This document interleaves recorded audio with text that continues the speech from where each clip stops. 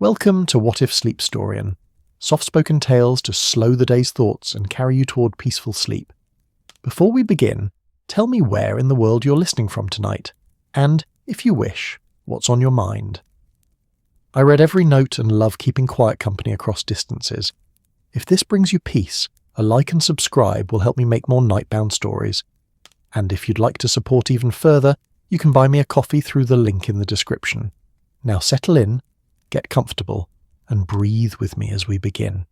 The rain arrived at Baker Street precisely as the clock struck 4, tiptoeing across the rooftops with the discretion of a well-trained servant before announcing itself properly against the windows of 221B. Inside, the sitting room had arranged itself into a tableau of late October contentment, the fire crackling with self-satisfaction in the grate, the gaslight turned low enough to suggest evening, though afternoon still clung to the world outside, and the faint, persistent aroma of Mrs. Hudson's seed cake rising through the floorboards like an edible ghost. Sherlock Holmes occupied his preferred chair with the particular stillness of a man whose mind was, for once, not racing ahead of his body. His long fingers were steepled beneath his chin, his grey eyes half-lidded as he watched the flames perform their ancient, mesmerising dance. The day had been, by his exacting standards, unremarkable. No clients had darkened their door, no telegrams had arrived bearing cryptic summons, and even the newspapers had offered nothing more sensational than the usual litany of parliamentary bickering and society weddings. Watson sat across from him, the lancet open upon his knee, though his attention had drifted from an article on new surgical techniques to the more immediate pleasure of watching the rain trace erratic paths down the window pane. The teapot stood between them on the small table, steam curling from its spout in lazy spirals that seemed in no hurry to dissipate into the warm air of the room. "More tea?" Watson offered, reaching for the pot. Holmes replied, which Watson had long since learned to interpret as assent when accompanied by the slight forward tilt of an empty cup. The liquid poured with a sound like distant conversation, filling the silence that had settled over them, not an uncomfortable silence, but the variety that exists between two people who have shared enough words over the years to occasionally rest from them. Watson added milk to his own cup, the white swirl disappearing into amber like a secret being absorbed into something larger than itself. It was in this moment of perfect, unremarkable domestic peace that Holmes's gaze shifted. The movement was minute, merely a narrowing of the eyes, a slight adjustment of focus from the middle distance to something more specific. Watson, who had become practised in reading his friend's subtlest signals, felt a small stirring of curiosity but said nothing.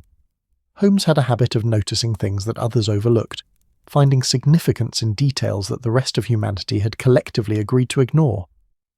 "Watson," Holmes said after a moment, his voice carrying that particular tone of mild perplexity that usually preceded an observation about coal ash or tobacco varieties. "When did that frame become crooked?" Watson followed his friend's line of sight to the wall above the mantelpiece, where a modest watercolour of the Sussex Downs hung in a simple frame.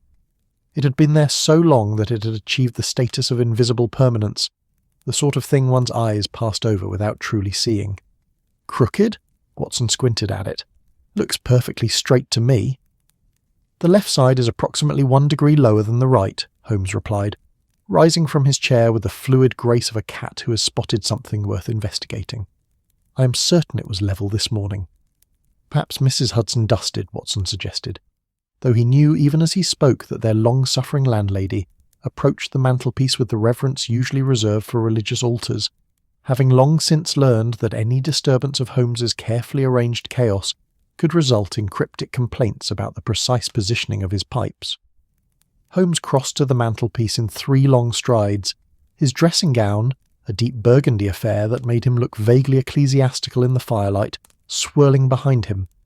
He stood before the painting, his head tilted at an angle that precisely mirrored the frame's alleged tilt, as if attempting to achieve some sort of geometric sympathy with it. "No," he murmured, more to himself than to Watson. "No, she would not have touched it. She knows better." The room held its breath. Outside, the rain intensified its efforts against the windows, and somewhere in the street below a hansom cab clattered past, its wheels throwing up spray that hissed against the cobblestones. The gaslight flickered once, twice, casting Holmes's shadow large and wavering against the wall. Watson set down his teacup and rose, drawn by the peculiar intensity that had settled over his friend. Holmes was reaching up now, his fingers approaching the frame with the delicacy of a surgeon preparing to make the first incision. "It's hardly a matter of national importance," Watson observed, though without any real conviction.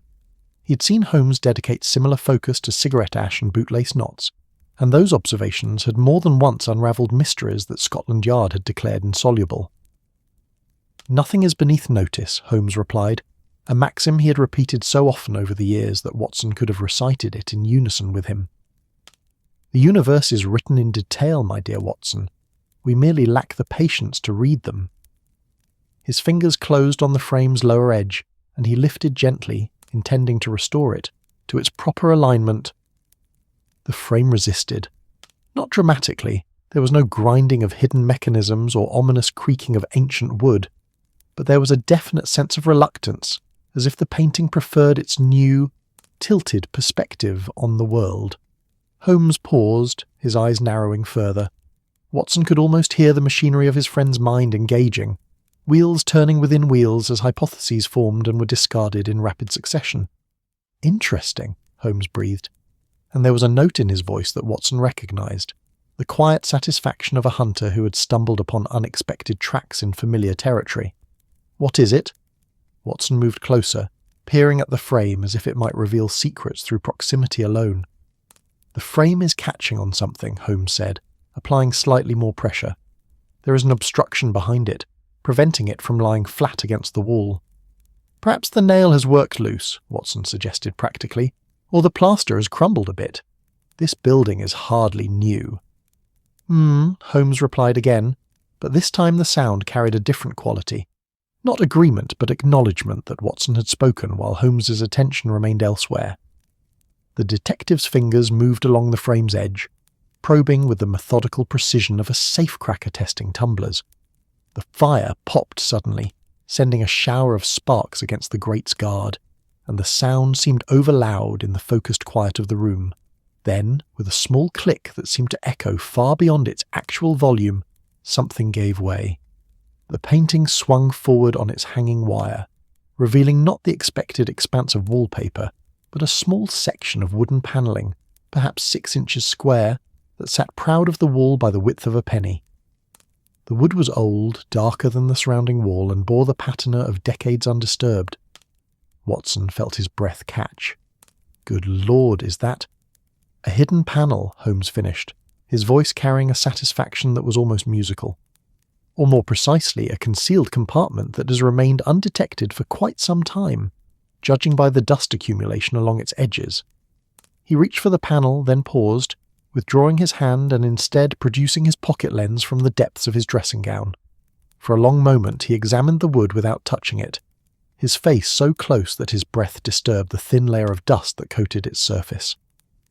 "No one has opened this in years," he murmured. "Decades, perhaps. See here, Watson. The dust is undisturbed save for where the frame has recently pressed against it, and these minute scratches along the edge suggest it was designed to be opened, not accidentally discovered." Watson leaned in, though he knew his eyes would never catch the subtleties that Holmes's lens revealed. The panel did indeed look ancient, its wood grain dark with age and what might have been soot from countless fires. The wallpaper that surrounded it, a pattern of subtle stripes that had seemed monotonous in its uniformity, appeared to have been carefully applied around the panel's edges, suggesting that whoever had papered the room had known the compartment was there. "Shall we?" Holmes asked, though the question was clearly rhetorical. His fingers were already moving toward the panel's edge, finding purchase in a small groove that Watson would never have noticed on his own. The panel resisted at first, held fast by years of paint and dust and the general conspiracy of time to keep secrets buried. Then, with a sound like an old man sighing, it swung inward on hidden hinges, revealing a shallow cavity in the wall behind. The compartment was perhaps 4 inches deep, carved directly into the plaster and brick.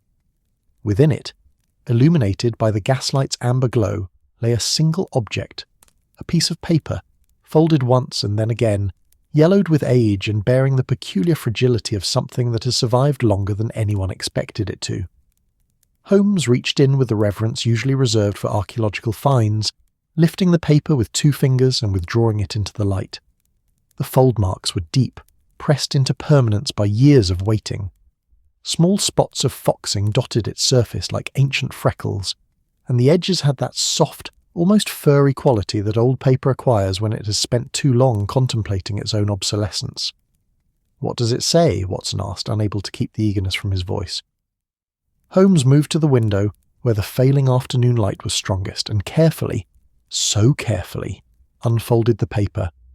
The creases resisted, threatening to tear, but his fingers were patient and the paper eventually yielded, spreading itself flat to reveal lines of writing in faded brown ink.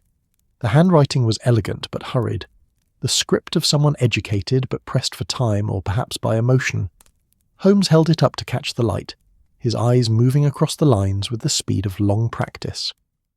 "It is addressed," he said slowly, "to whomever next inhabits these rooms, dated March of 1868. 27 years ago," Watson calculated quickly, "before you took these lodgings. Indeed, before Mrs. Hudson even owned the building, I believe." Holmes moved back to his chair, settling into it with the paper held carefully before him. "It appears to be from the previous tenant, a Mr. Edwin Blackwood, if this signature is to be trusted." Watson resumed his own seat, his tea forgotten and cooling. Outside, the rain had settled into a steady rhythm, and the street below had emptied of all but the most determined travellers. The room seemed to draw in upon itself, becoming smaller and more intimate, as if the walls themselves were leaning closer to listen. "What did he write?" Watson prompted when Holmes fell silent reading. Holmes looked up, and there was something in his expression that Watson could not quite identify. A mixture of curiosity and sympathy, perhaps, or recognition of a kindred spirit across the gulf of years. "He writes," Holmes began, his voice taking on the measured cadence he used when presenting evidence, "to the stranger who finds this, I leave you not treasure but truth. What I have hidden here concerns not gold but guilt, not jewels but justice long delayed. If you have the courage to pursue what I could not, look deeper into this building's bones, but know that some secrets once unearthed cannot be reburied." The fire crackled. The clock ticked. The rain whispered against the windows. Watson stared at his friend. Good heavens! Holmes refolded the paper with infinite care, his movements slow and deliberate. When he looked up, his eyes held that particular gleam that Watson had learned meant sleepless nights ahead, countless hours of investigation, and the relentless pursuit of answers that most men would be content to leave buried. "Indeed," Holmes said softly, "it would seem, Watson, that 221B Baker Street has decided, after all these years, to share one of its secrets." And outside, as if in answer, the rain intensified, drumming against the roof with the insistence of the past demanding to be heard. The note lay on the table between them like an uninvited guest who had nonetheless made themselves quite comfortable. Holmes had placed it there with the reverence one might afford a butterfly wing or a particularly significant clue, and now both men regarded it in the flickering gaslight as the evening pressed itself more insistently against the windows of 221B. Watson had relit his pipe, a small ritual of comfort when confronted with the unusual, and the sweet smoke curled upward to join the general haze that perpetually inhabited the upper regions of their sitting-room. Holmes, for his part, had retrieved his magnifying glass and was conducting what appeared to be his third examination of the paper's surface, peering at it with the intensity of a scholar attempting to decipher hieroglyphics by candlelight in some distant tomb. "The ink is oak gall," Holmes murmured, more to himself than to Watson. "Common enough in the 1860s, though already being supplanted by aniline dyes by the time this was written. The paper is of good quality, not the sort a clerk or tradesman would use for ordinary correspondence, but neither is it the heavy linen stock favoured by the aristocracy." "So our Mr. Blackwood was neither poor nor excessively wealthy," Watson observed, drawing on his pipe. "A reasonable middle station, yes. Professional class, most likely. The handwriting suggests education. Note the confident strokes, the slight flourish on the capital letters. This is a man who was taught proper penmanship and took pride in it, though he wrote this particular missive in some haste." Holmes indicated a spot where the ink had blotted slightly. "See here." His hand trembled, either from cold, from age, or from emotion. The rain had settled into the steady, patient rhythm that suggested it planned to continue through the night, and possibly into the next week. London rain possessed that quality of timelessness, as if it had been falling since the city's founding and would continue long after its eventual decline. The sound against the windows created a sort of auditory curtain, separating the room from the world beyond and making the space feel even more intimate, more like a ship at sea than rooms in the heart of a teeming metropolis. Watson rose and moved to the window, looking down at Baker Street below. The street lamps had been lit, their gas flames creating pools of amber light that the rain sliced through in silver streaks. A constable walked past, his cape dark with water, and a four-wheeler splashed through a puddle that had collected where the cobblestones dipped near the corner. The everyday machinery of London continued its operations, oblivious to the small mystery unfolding in the rooms above. "What do you suppose he meant by, 'this building's bones'?" Watson asked, turning back to Holmes. "Do you think there's something else hidden in these walls?" Holmes set down his lens and leaned back in his chair, steepling his fingers beneath his chin in his characteristic pose of contemplation. The firelight painted shadows across his aquiline features, making him look rather like a Gothic painting of a medieval alchemist pondering the secrets of base metals. "The phrase is deliberately ambiguous," he replied. "It could be literal, something concealed within the actual structure of the building. Or it could be metaphorical, some dark history associated with 221B itself. Without more information, we are merely speculating, and speculation, as you know, is a poor substitute for data." "Then we need more data," Watson said practically. "Where do we begin?" A smile played at the corners of Holmes's mouth, the expression of a chess player who has just seen an interesting opening present itself. "We begin, as all good investigations must, with the victim, or in this case with the author of our mysterious note, Edwin Blackwood, resident of these rooms in March of 1868. We must learn who he was, what he did, and why he felt compelled to leave a message for whoever might follow him." "Mrs. Hudson might know something," Watson suggested. "How long has she owned the building?" "Since 1878, I believe. She would have acquired it a full decade after Blackwood wrote his note. But she might have records from the previous owner, or at least some knowledge of the building's history." Holmes rose with sudden energy. The lethargy of the afternoon completely evaporated. "However, it is now past 6 o'clock, and our landlady will be occupied with her evening meal. We shall speak with her in the morning." He moved to the mantelpiece where the painting still hung askew, the hidden panel gaping open behind it like a small dark mouth. For a long moment he simply stood there, one hand resting on the wooden shelf, his eyes fixed on the cavity in the wall. "Strange," he murmured, "to think that this has been here all along. How many times have we sat in these rooms, Watson? How many cases have we discussed? How many theories debated? How many pipes smoked? All while this little secret waited patiently behind that frame." There was something almost melancholy in his tone, a quality that Watson recognised but rarely heard. Holmes was not a man given to sentiment, yet he possessed a certain appreciation for the poetic aspects of their work, the way mysteries connected past and present, the manner in which long-buried truths had surfacing when least expected. "Every building in London holds secrets," Watson offered. "This city is layered with them, like sedimentary rock. Each generation leaves its mark, its mysteries, its ghosts." "Quite so. And we, in our turn, are merely the latest tenants, adding our own layer to the accumulation." Holmes reached up and carefully closed the panel, pressing it flush against the wall. It seated itself with a soft click, disappearing once more into anonymity. He then adjusted the painting, levelling it with precise care. There, as it was, before curiosity and a crooked frame revealed what was meant to remain hidden. Watson watched this small ritual with interest. "Are you having second thoughts? Shall we simply leave Mr. Blackwood's message unread, return it to its hiding place?" "No," Holmes said, with more firmness than Watson had expected. "No, I think not. He wrote it to be found, after all. To whomever next inhabits these rooms, that would be us. He has, in a sense, reached across nearly 3 decades to hand us this puzzle. It would be rather rude to refuse it." He returned to his chair and retrieved the note, holding it up to the light once more. The paper was so thin that the gaslight shone through it, revealing the watermark, a faint image of a crown above the letters J.W. "John Whiting," Holmes said, catching Watson's questioning glance. "A paper manufacturer in Suffolk. They specialised in quality stationery for professional use, lawyers, doctors, scholars. The business closed in 1875, I believe, unable to compete with the cheaper German imports that were flooding the market. Watson had long since ceased to be surprised by the breadth of Holmes's knowledge, which seemed to encompass everything from the most abstruse chemical formulas to the commercial histories of defunct paper manufacturers.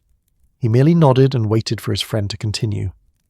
Our Mr. Blackwood, then, was likely a professional man who purchased quality paper for his correspondence and record-keeping. The question is, what profession? Holmes turned the note over, examining the blank reverse side with equal intensity. And more importantly, what drove him to hide this message? What guilt? What is the matter of justice? The clock on the mantel chimed the half-hour, its clear notes cutting through the sound of the rain. 6:30 on an October evening in London, the hour when the city began its transformation from its daytime self to its nocturnal incarnation. In the streets below, the theatres would be preparing for the evening's performances, the restaurants filling with early diners, the music halls tuning their instruments. But here, in the rooms at 221B, time seemed to have paused, holding its breath while the past pressed its case for attention. Holmes rose again and moved to the bookshelf that lined one wall, his fingers trailing across the spines until he found what he sought, a thick, leather-bound volume that proved to be a London directory from 1868. He returned to his chair and began paging through it, the old paper crackling softly. If Blackwood was a professional man living at this address, he murmured, he may well be listed here. Baker Street was already respectable by the 1860s, the sort of location where a doctor or lawyer might maintain lodgings. Watson came to stand behind Holmes's chair, looking over his shoulder as his friend's long fingers traced down columns of names and addresses. The directory was organised by street, each entry noting the resident's name and occupation when known. There were bakers and solicitors, widows and merchants, the human tapestry of Victorian London reduced to orderly lists in fading ink. "Here," Holmes said suddenly, his finger stopping on a line.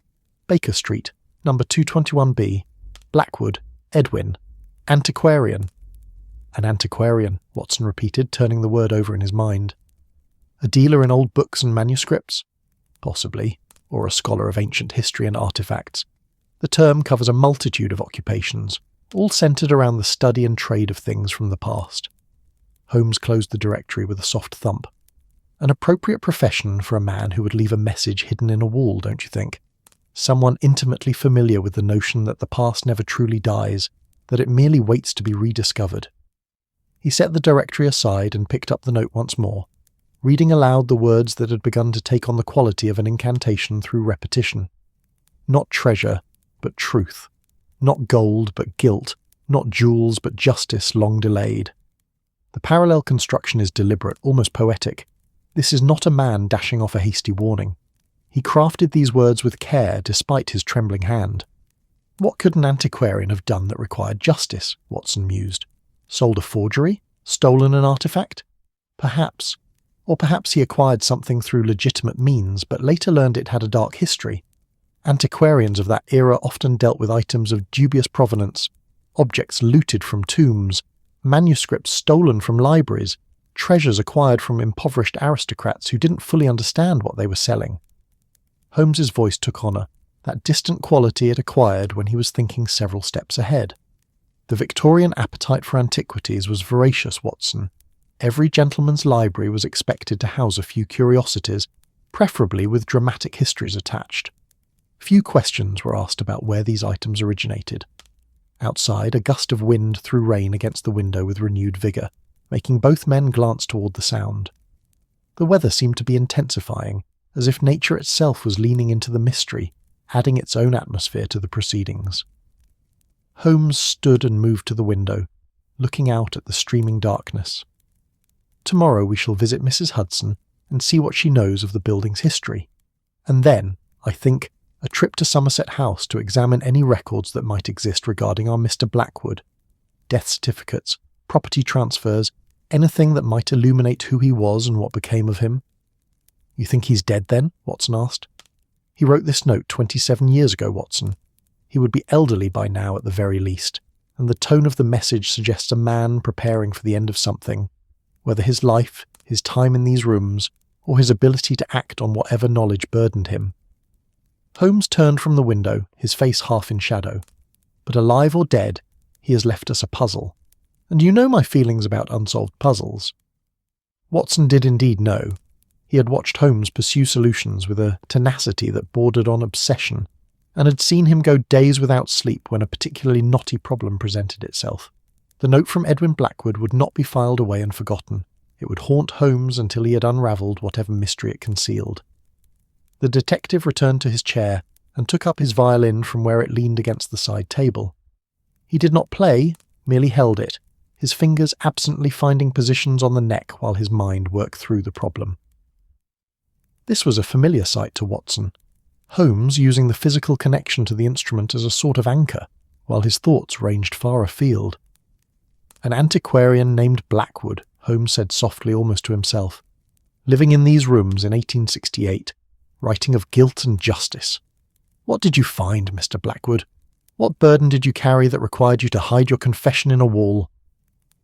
The fire had burned down to glowing embers, and Watson added another log, watching sparks spiral upward like small golden birds attempting escape. The new wood caught quickly, sending fresh light and warmth into the room. "We should have dinner," Watson said practically, though he knew Holmes would likely forget to eat, lost as he was in the new puzzle. "Mrs. Hudson will have something prepared." Holmes replied.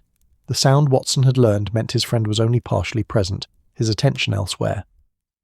Watson smiled slightly and moved to ring for their landlady. The note could wait until morning. The mystery, whatever it proved to be, had already waited 27 years. Another few hours would make little difference. But as he pulled the bell cord, Watson found himself glancing back at the mantelpiece, at the painting that now hung perfectly straight, concealing once more the little cavity that had held its secret for so long, and he wondered, not for the first time, what other mysteries the walls of 221B might contain, what other messages might be waiting in the building's bones for someone curious enough to look. Outside, the rain continued its ancient song, and London settled into the deep blue of evening, holding close its countless secrets. Morning arrived at Baker Street with the hesitant quality of a guest uncertain of their welcome. The rain had finally exhausted itself sometime in the small hours, leaving behind a city washed clean and gleaming, the cobblestones reflecting the pale sky like mirrors laid flat upon the earth. The air carried that peculiar freshness that follows a thorough soaking, mingled with the ever-present undertones of coal smoke and horse traffic that formed London's signature perfume. Watson woke to find Holmes already dressed and standing at the window, teacup in hand, watching the street below with the focused attention of a naturalist observing a particularly interesting species in its habitat. The detective had eschewed his dressing gown for proper attire, dark trousers, waistcoat and jacket, which suggested he intended to venture forth into the world rather than spend the day in contemplative recline. "You've been up for some time," Watson observed, not bothering to phrase it as a question. The teapot on the table was nearly empty, and Holmes had that particular air of coiled energy that indicated hours of wakeful thought. "Since 5, Holmes confirmed, not turning from the window. "I have been considering the problem of Edwin Blackwood and his hidden message. There are several avenues of inquiry open to us, and I have been attempting to determine which might prove most fruitful." Watson rose and poured himself the dregs of the tea, finding it lukewarm but serviceable. "You've made a list, I presume?" "Mental only. Lists on paper have a tendency to calcify one's thinking, to make the written steps seem inevitable when in fact investigation must remain fluid, adaptable." Holmes finally turned from the window, his grey eyes bright with purpose. "However, our first step is clear. We must speak with Mrs. Hudson." Their landlady, when summoned, arrived bearing fresh tea and a knowing expression. Mrs. Hudson had managed 221B Baker Street for enough years to have developed an almost supernatural ability to sense when her tenants were embarking on one of their investigations. She set the tray down with the careful precision of someone who had learned not to disturb whatever peculiar arrangements of evidence might be occupying the table. "Mr. Holmes, Dr. Watson," she said, folding, her hands before her. "I understand you've discovered something interesting in the wall." Holmes raised an eyebrow. "Your powers of observation rival my own, Mrs. Hudson. How did you deduce that?" A small smile played at the corners of her mouth. "The painting above the mantelpiece has been moved. I dust this room every Tuesday and Thursday, gentlemen, and I know the position of every item in it. when a frame that has hung in the same spot for 7 years is suddenly askew, I notice. 7 years, Holmes repeated. So the painting was here when I took these lodgings? It was here when I purchased the building, Mr. Holmes.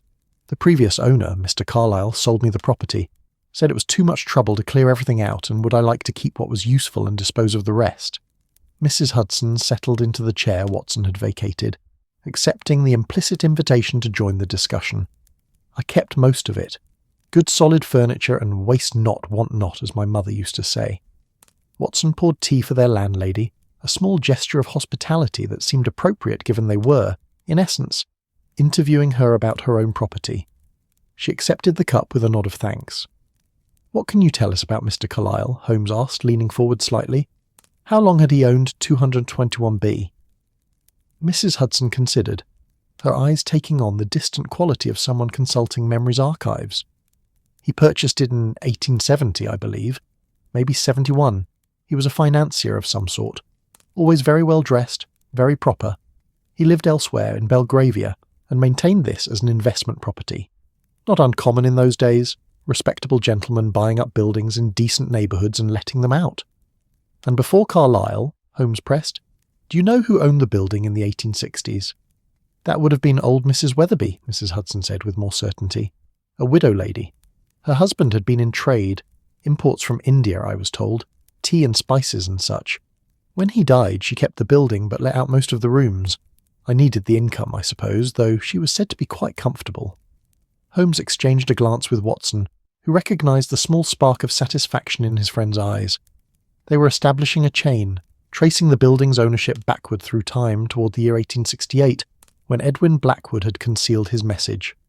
"This Mrs. Weatherby," Holmes continued, "would she have been the landlady when a Mr. Blackwood resided here, an antiquarian, according to the 1868 directory?" Mrs. Hudson's face brightened with recognition. "Blackwood? Yes, I've heard that name. Mr. Carlyle mentioned him once when he was showing me through the building before the sale. Said these rooms had been occupied by a scholar, a collector of old things, books and such." "Did Carlyle say anything else about him?" Watson interjected. "How long he'd lived here, or what became of him?" "Only that he'd left rather suddenly sometime in the late 60s, packed up his things and departed, leaving behind only the furniture and the bits and pieces he couldn't or wouldn't take." Mrs. Hudson sipped her tea thoughtfully. "Mr. Carlyle said he'd tried to track him down, to settle some matter of unpaid rent, but never found him. It was as if the man had simply vanished." The room fell quiet, save for the ticking of the clock and the distant sounds of Baker Street waking fully to the day. A milk cart rattled past outside, and somewhere a door slammed, the ordinary percussion of London life continuing regardless of mysteries buried in walls. Holmes rose and began to pace, a sure sign that his mind was processing information at speed. "So we have a man, Edwin Blackwood, who lived in these rooms until approximately 1868, when he departed suddenly, leaving behind a cryptic note hidden in the wall. He was an antiquarian, a dealer in or scholar of old objects, and he vanished so completely that even a determined creditor could not locate him." "Perhaps he died," Watson suggested. "That would explain both his sudden departure and the difficulty in finding him." "Possible, though one would think death would be easier to trace than disappearance. Death certificates, burial records, obituaries. Mortality leaves a paper trail." Holmes paused in his pacing. "Mrs. Hudson, you mentioned furniture and bits and pieces left behind. Do any of Mr. Blackwood's possessions remain in the building?" Their landlady shook her head regretfully. "Not that I know of, Mr. Holmes. When Mr. Carlyle owned the building, he cleared out anything that wasn't being used and sold it or disposed of it. And I did the same when I took ownership. There might be something in the cellar storage, I suppose, though I can't imagine what." "Nevertheless, it would be worth examining," Holmes said. "Old papers, a ledger, a diary, any personal effects that might illuminate who Blackwood was and what troubled him." "You're welcome to look," Mrs. Hudson said, rising and setting down her cup. "The cellar is a bit dusty, mind you, and rather cluttered. I keep meaning to have it properly sorted, but you know how these things are. Out of sight, out of mind." After their landlady departed, Holmes stood for a moment in contemplation, his fingers drumming against his thigh in an unconscious rhythm. "We shall examine the cellar this afternoon," he declared. "But first, I think a visit to Somerset House is in order. If Blackwood died in London, there will be a record of it." Somerset House, that grand edifice on the Strand that served as repository for the nation's vital records, was a 40-minute journey by hansom through streets that had fully awakened to Saturday's commercial bustle. The cab deposited them before the building's imposing facade, where pigeons congregated on the ledges like small feathered bureaucrats overseeing the comings and goings below.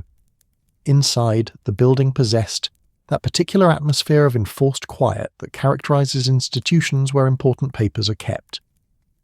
Their footsteps echoed on marble floors as they navigated corridors toward the General Register Office, where births, marriages, and deaths were recorded with the meticulous precision that Victorian administration demanded. The clerk who assisted them was a thin man with spectacles that magnified his eyes to an alarming degree, giving him the appearance of an intelligent but startled fish.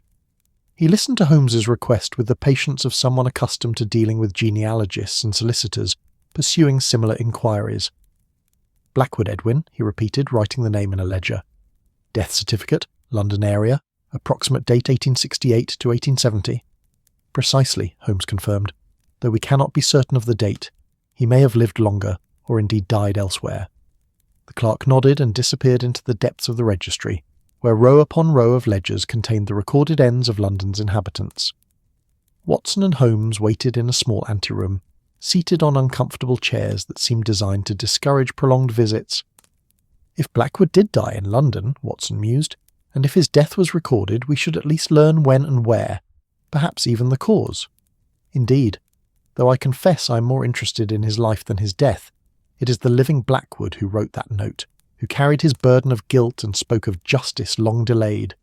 Holmes stared at the far wall without seeing it, his mind clearly elsewhere. "What does an antiquarian do, Watson, that might require justice?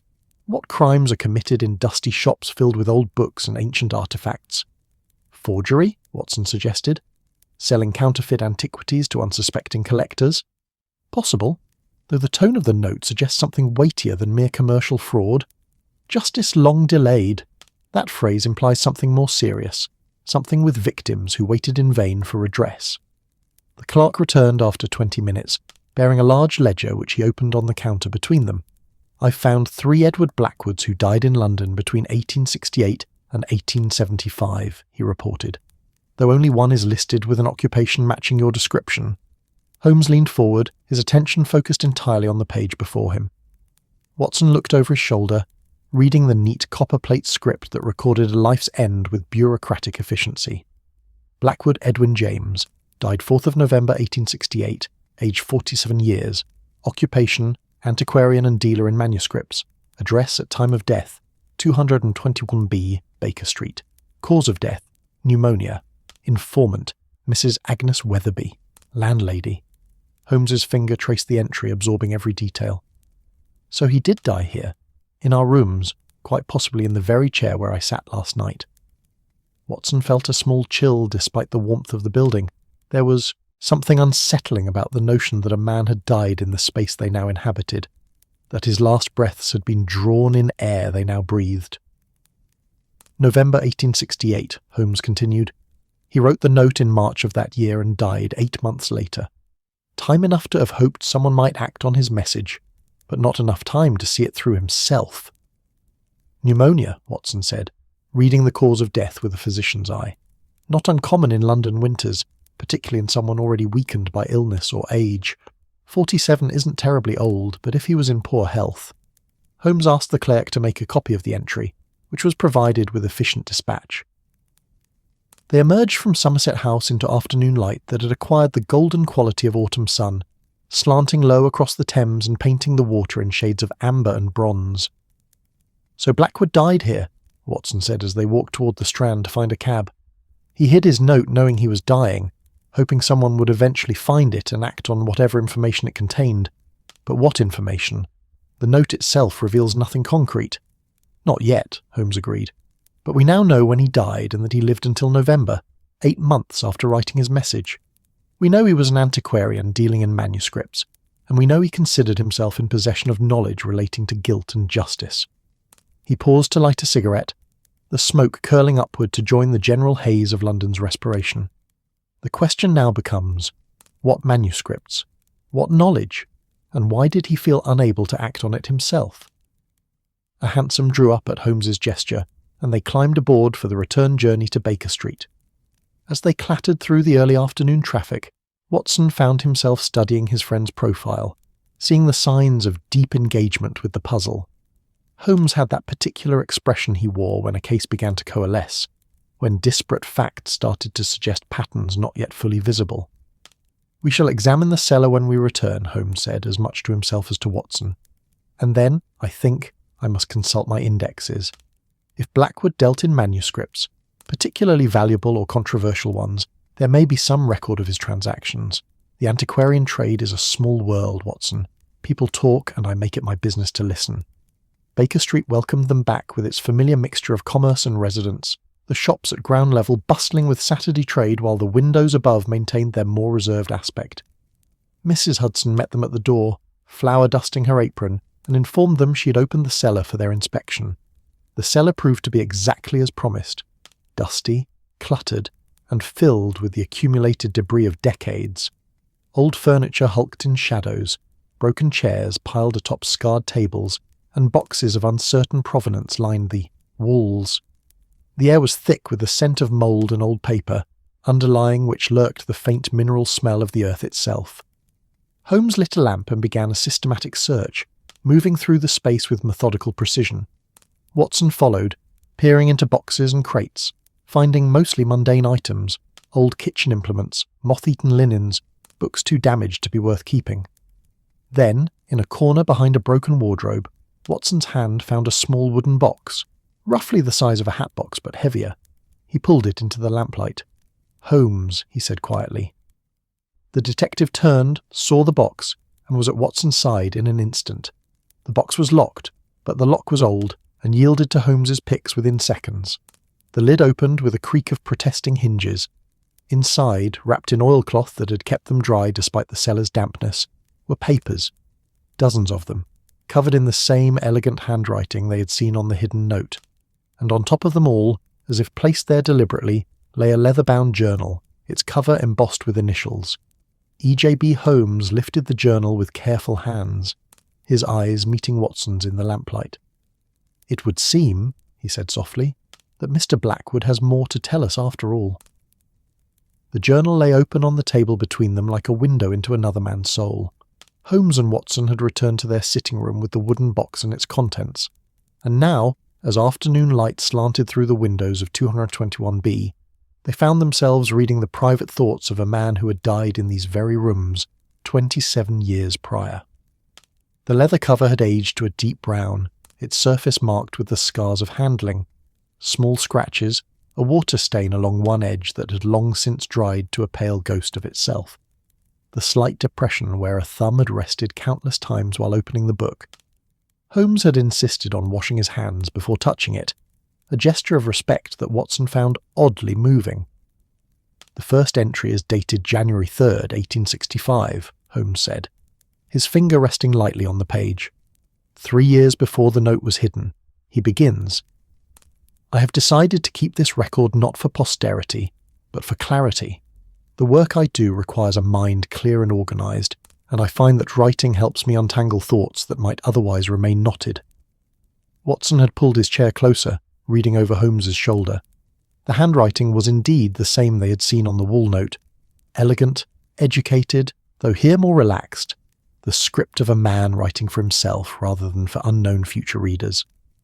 There was something intimate about reading these private pages, something that felt almost intrusive, yet the mystery demanded it.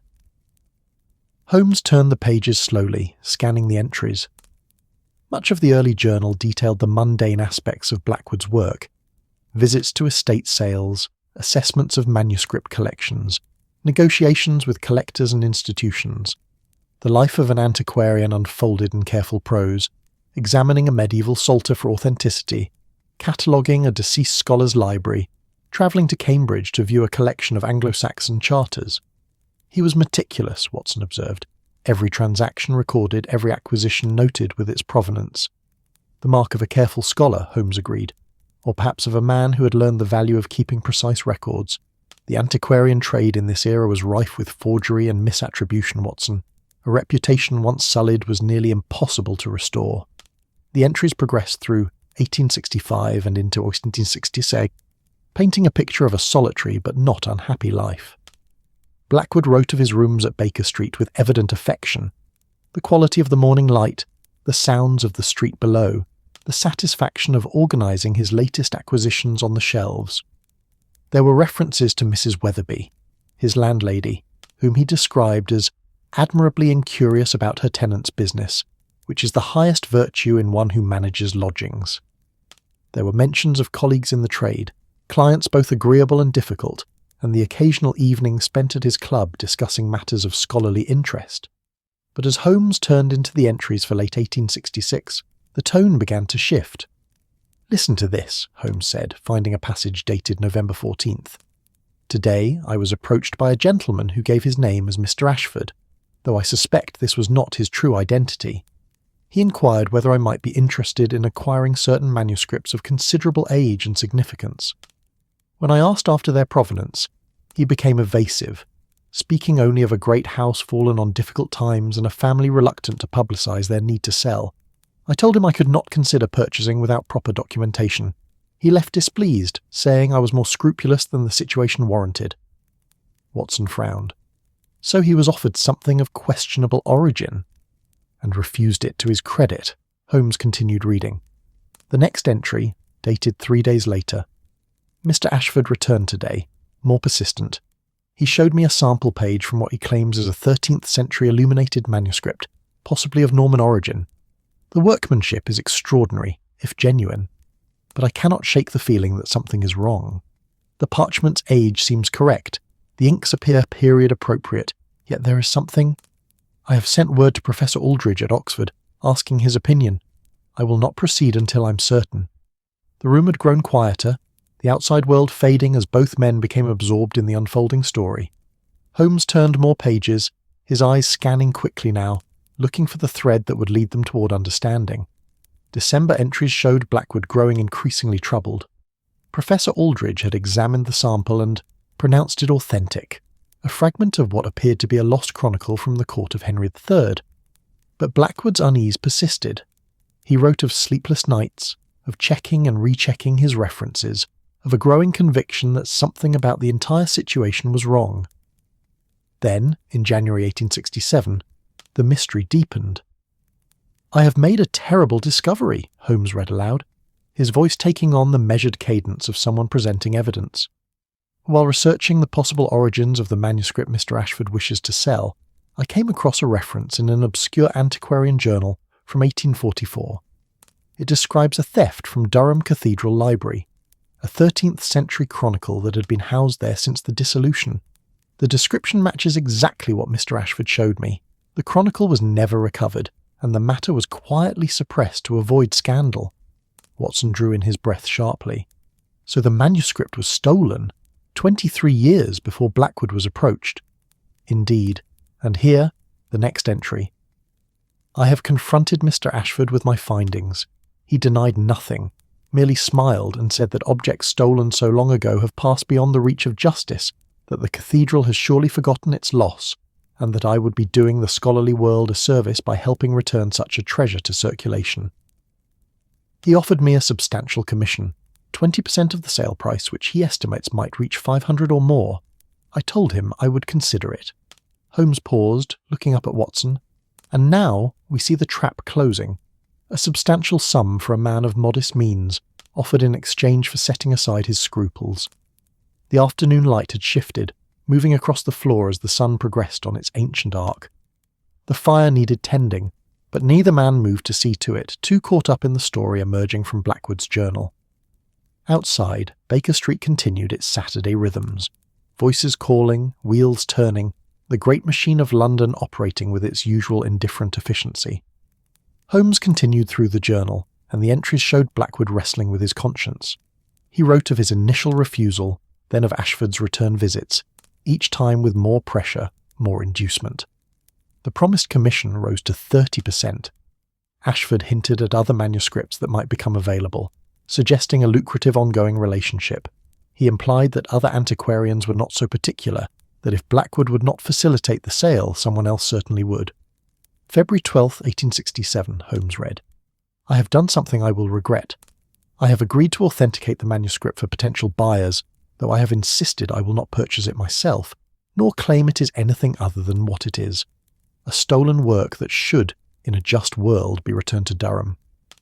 Ashford agreed to these terms, saying that honesty about its origins might even enhance its appeal to certain collectors who value the romance of a rescued treasure. I am uneasy with this arrangement, but I tell myself I am at least ensuring the manuscript's authenticity is properly established.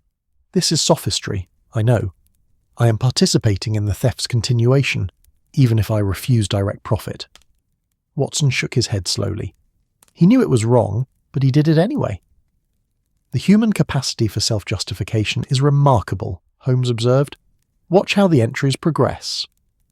Through the spring and summer of 1867, Blackwood's journal detailed his authentication of the manuscript.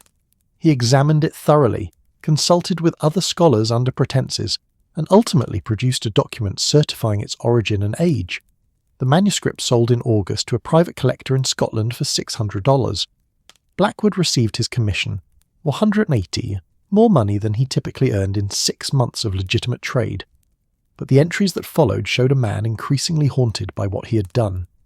September 20th, 1867, Holmes read, his voice softer now. I cannot sleep. The money sits in my account untouched. I tell myself I will donate it to charity, return it somehow, but I do nothing. I am a thief, or worse. I am the enabler of thieves, the one who makes their crimes respectable through the application of scholarly credentials. I think often of the monks who first created that manuscript, the centuries it was preserved and protected, the trust that was violated when it was stolen, and I, who should have been its champion, became its betrayer. The room had grown dim, the afternoon surrendering to early evening. Watson rose quietly and lit the gas lamps, their warm glow pushing back the shadows. Holmes remained bent over the journal, turning pages with infinite care. The entries through the autumn and winter of 1867 showed Blackwood's deteriorating state of mind. He withdrew from his professional activities, claiming illness. He avoided his club, shunned colleagues, and spent long hours alone in his rooms at Baker Street. His handwriting became less controlled, the lines wandering slightly across the page. Then, in March 1868, came the entry they had been seeking. March 10th, 1868, Holmes read, and Watson heard the note of discovery in his friend's voice. Mr. Ashford has returned, as I knew he would. He has another manuscript to sell, this one even more valuable, a collection of letters said to be written by Eleanor of Aquitaine. Again, he is evasive about provenance. Again, he wants my authentication, and again I know I should refuse. But he has reminded me of my previous cooperation, suggesting that certain parties might be interested to learn of my involvement in the earlier sale. I am trapped. I have become what I most despised. A corrupt scholar, a man who will set aside truth for profit. I cannot do this again. I must not. And yet, I fear I lack the courage to refuse. Holmes turned the page. The next entry was dated March 15th, and here Blackwood's handwriting showed clear signs of distress. Letters formed poorly, words crossed out and rewritten. I have done something desperate, Holmes read. I have hidden a note in the wall behind the painting in my sitting room, a message for whoever next occupies these rooms. In it, I have tried to explain, to warn, to somehow make amends for what I have done and what I fear I will continue to do. Perhaps someone will find it and have the strength I lack. Perhaps justice can still be served, even if I am too cowardly to serve it myself. Watson felt his chest tighten. The note they had found, the message that had begun this investigation, had been written by a man in the depths of a moral crisis, seeking redemption he could not achieve on his own. Holmes continued through the remaining entries. They showed Blackwood agreeing to authenticate the Eleanor letters, completing the work despite his self-loathing, receiving another payment that made him feel only shame. But they also showed something else, a plan forming, a final attempt at atonement. June 3rd, 1868, Holmes read. I have written to Durham Cathedral anonymously, informing them of the location of their stolen manuscript. I have provided the collector's name and address. I do not know if they will act on this information, but at least I have tried. It is a small thing, insufficient penance, but it is something. Did they act? Watson asked. Did Durham recover the manuscript? We shall have to investigate, Holmes replied. But listen to this final entry, dated October 30th, 1868, just days before his death. The handwriting here was shaky, clearly written by a man in illness. Holmes's voice was gentle as he read the words. I am dying. Dr. Pemberton tells me it is pneumonia, that my lungs are filling with fluid, that I have perhaps days remaining. I find I'm not afraid. Death seems almost a mercy, a release from the prison I have built for myself through my actions. I think of that note hidden in the wall, and I wonder if anyone will ever find it. I hope they do. I hope someone braver than myself will pursue the justice I failed to secure. I have tried, in these final months, to undo some of the damage I facilitated, but it is not enough. It will never be enough. I die as I lived in these last years, a failure of conscience, a man who knew better and did worse. May whoever reads this learn from my weakness and find in themselves the strength I lacked. Holmes closed the journal slowly, reverently, as if it were a sacred text rather than the confession of a flawed man. The room was very quiet. Even the sounds from the street seemed muted, respectful of the story that had just unfolded. So now we know, Watson said softly. The guilt that burdened him, the justice he sought but could not deliver. He authenticated stolen manuscripts, became complicit in their sale, and spent his remaining months trying to make amends. Holmes rose and moved to the window, looking out at Baker Street as evening settled over the city. The lamplighters were making their rounds, touching flames to wicks, creating pools of light against the gathering dark. He was not a villain, Watson, Holmes said quietly, merely a man who made poor choices and lacked the courage to unmake them.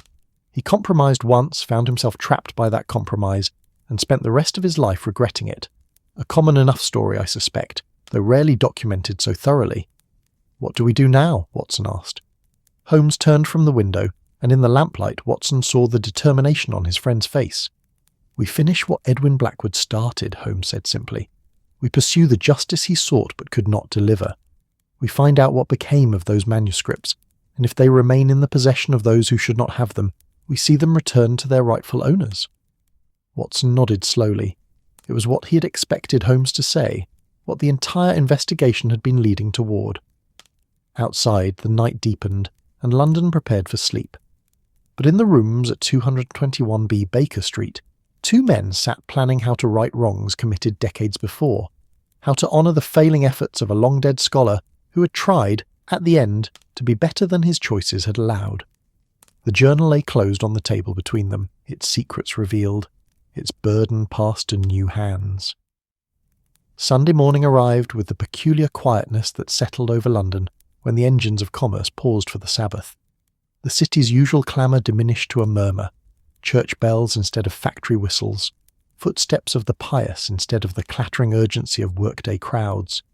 Even Baker Street seemed to breathe more slowly, allowing itself a rare moment of contemplation. Holmes had been awake most of the night, Watson knew, though his friend showed no signs of fatigue.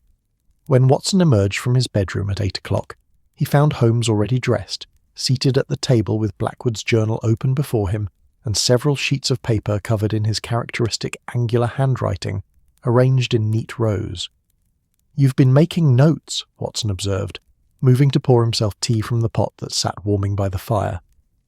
"I have been reconstructing the timeline of Blackwood's involvement with the stolen manuscripts," Holmes replied without looking up. "There are 2 documented cases mentioned in the journal, the Durham Cathedral Chronicle sold in August 1867, and the Eleanor of Aquitaine letters authenticated in the spring of 1868. Both transactions were facilitated by the mysterious Mr. Ashford, who I strongly suspect was not working alone." Watson settled into his chair, cradling the warm cup between his hands. Outside, a church bell began to toll the hour, its bronze voice carrying across the rooftops with solemn authority. "You think there was an organised operation?" "I think it's highly probable. The antiquarian black market of the 1860s was extensive, Watson. Country houses falling into debt, church properties being sold or consolidated, private collections being dispersed, all creating opportunities for theft and illicit trade. A man like Ashford would have needed connections, thieves to acquire the items, scholars like Blackwood to authenticate them, and wealthy collectors willing to purchase goods with questionable provenance." Holmes rose and moved to the mantelpiece, where he had pinned a map of London alongside his notes. Red marks indicated locations: Durham in the north, Baker Street in the centre, and a notation for somewhere in Scotland. Blackwood mentioned writing anonymously to Durham Cathedral about their stolen chronicle, Watson said. Do we know if they received it? If they recovered the manuscript? That is one of several questions requiring investigation. Holmes tapped the map thoughtfully. The cathedral would have records, assuming they took action. But I am reluctant to approach them directly without more information. A letter from London claiming knowledge of a 27-year-old theft might be dismissed as the work of a crank. Then where do we begin? Holmes returned to the table and selected one of his sheets of notes. We begin with what Blackwood gave us. He named the collector who purchased the Durham Chronicle, a Mr. Malcolm Sinclair of Edinburgh. Whether Sinclair still possesses the manuscript, or indeed whether he still lives, we cannot know, but it is a thread we can pull. Watson watched as Holmes moved to his extensive filing system, a complex arrangement of boxes and envelopes that contained newspaper clippings, correspondence, and various memoranda collected over years of investigation. His long fingers moved through the contents with the certainty of a librarian navigating familiar shelves. I maintain indexes on various subjects, Holmes said, sensing Watson's curiosity, including notable collectors of antiquities. Let us see if Mr. Sinclair appears in my records. The search took 20 minutes, during which Watson occupied himself with breakfast, toast and marmalade that Mrs. Hudson had left on a tray, along with boiled eggs that had grown lukewarm but remained serviceable. The domestic normalcy of the meal felt oddly at variance with the nature of their investigation, but Watson had long since learned that detective work consisted largely of such contrasts. Moments of intense discovery interspersed with long periods of methodical research. Ah, Holmes said at last, emerging from his files with a folder. Malcolm Sinclair, collector and scholar, Edinburgh. He published several papers in the 1870s on medieval manuscripts, served on the board of the National Museum of Scotland, and was considered an authority on Norman period documents. Holmes scanned the contents of the folder. He died in 1889, and his collection was bequeathed to the University of Edinburgh with specific provisions that it remain intact and accessible to scholars. So the Durham Chronicle, if Sinclair indeed purchased it, would now be in a university collection, Watson said. Precisely, which means it is catalogued, described, and available for examination by any qualified researcher. Holmes set down the folder with evident satisfaction. This simplifies matters considerably. We need merely confirm that the manuscript in question matches the description of the item stolen from Durham, and then contact the cathedral with proof of its location. Watson considered this. But if the manuscript has been in a university collection for 6 years, surely Durham would have discovered it by now. Someone would have recognised it. Not necessarily. The cathedral's loss occurred in 1844, 45 years ago. The original theft may have been incompletely documented, or the documentation may have been lost or forgotten. Institutional memory is imperfect, Watson, particularly in matters that reflect poorly on the institution's security. Holmes began to pace, his movements quick and energetic. Moreover, Sinclair may have registered the manuscript under a vague or misleading description. A 13th century Norman chronicle could describe dozens of documents. Without seeing the actual item, one might not recognise it as Durham's missing treasure. The church bells had fallen silent, leaving in their wake a quietness that seemed almost tangible. Watson could hear Mrs. Hudson moving about downstairs, the soft sounds of Sunday preparations. The smell of roasting meat drifted up. She would be preparing their midday meal, maintaining the rhythms of domesticity regardless of the mysteries unfolding above. What of the Eleanor letters? Watson asked. Blackwood authenticated them in the spring of 1868, but I don't recall him naming the purchaser. Holmes returned to the journal, flipping through pages until he found the relevant entry. No, he does not name the buyer. He merely notes that the authentication was completed and payment received. However, he paused, reading more carefully. Here, in a later entry, he mentions that the letters have gone to a private collection in London to join others of their kind. A private collection, Watson, not a museum or university. Which makes them considerably harder to trace, Watson observed. Indeed, private collections are not catalogued publicly, and their owners are under no obligation to disclose their contents. Holmes set down the journal and steepled his fingers beneath his chin, assuming his familiar pose of deep thought. However, The letter market in medieval documents was relatively small in the 1860s and 70s. There were perhaps a dozen serious collectors in London who might have purchased such items. Some have since died, their collections dispersed. Others may still be active. Watson rose and moved to the window, looking down at Baker Street below. A family was walking past, dressed in Sunday best, the parents herding two small children toward whatever church claimed their devotion. The scene was perfectly ordinary, a tableau of respectable Victorian life, and Watson found himself thinking of Blackwood watching similar scenes from this same window, carrying his burden of guilt while the innocent world passed by below. "Holmes," Watson said slowly, "even if we locate these manuscripts and prove they were stolen, what then? The original thefts occurred decades ago. The thieves are likely dead or beyond reach. The current owners may have purchased in good faith, knowing nothing of the item's origins." Holmes was quiet for a moment, his grey eyes distant. "You raise valid points, Watson. The law in such matters is complex and often unsatisfying. A good faith purchaser has certain rights, even to stolen property, particularly after so much time has passed. We cannot simply demand the manuscripts be returned. Then what can we do?" "We can bring the truth to light," Holmes said simply. "We can inform Durham Cathedral and the other rightful owners that their property exists and where it may be found. We can provide them with evidence of the theft and authentication. What they choose to do with that information, whether to pursue legal remedy, negotiate for return, or simply update their records, becomes their decision, not ours." He rose and moved to stand beside Watson at the window. Blackwood sought justice, but justice takes many forms. Sometimes it is punishment for wrongdoing, sometimes it is restoration of what was lost, and sometimes, Watson, it is simply the acknowledgement of truth after years of concealment. We cannot undo what Blackwood did, nor can we fully repair the harm his actions facilitated. But we can honour his final attempt at atonement by completing the work he began. The words settled over the room like a benediction. Watson felt the rightness of it, the sense that they were engaged in something more than mere investigation. They were serving as executors of a dead man's conscience, carrying forward his incomplete redemption. "Very well," Watson said. "How do we proceed?" Holmes returned to the table and began sorting his notes into orderly piles.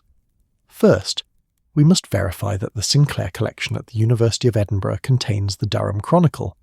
This will require correspondence with the university's librarian, requesting descriptions of their medieval manuscripts with particular attention to 13th century Norman documents.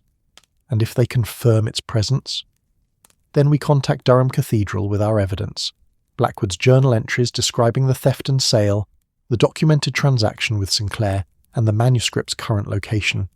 We provide them with everything they need to make their own assessment and decide their course of action." Watson nodded. "A letter to Edinburgh, then. Shall I draft it? If you would be so kind, make it. Make scholarly in tone. We are researchers investigating the provenance of certain medieval manuscripts for historical purposes. No mention of theft or impropriety, merely polite inquiry into the collection's contents." Holmes smiled slightly. "Your medical credentials will lend authority, Watson. Doctors asking about medieval manuscripts are eccentric but harmless. Former army surgeons are particularly trustworthy, I find." Watson moved to the writing desk and began composing the letter, while Holmes continued organising his research.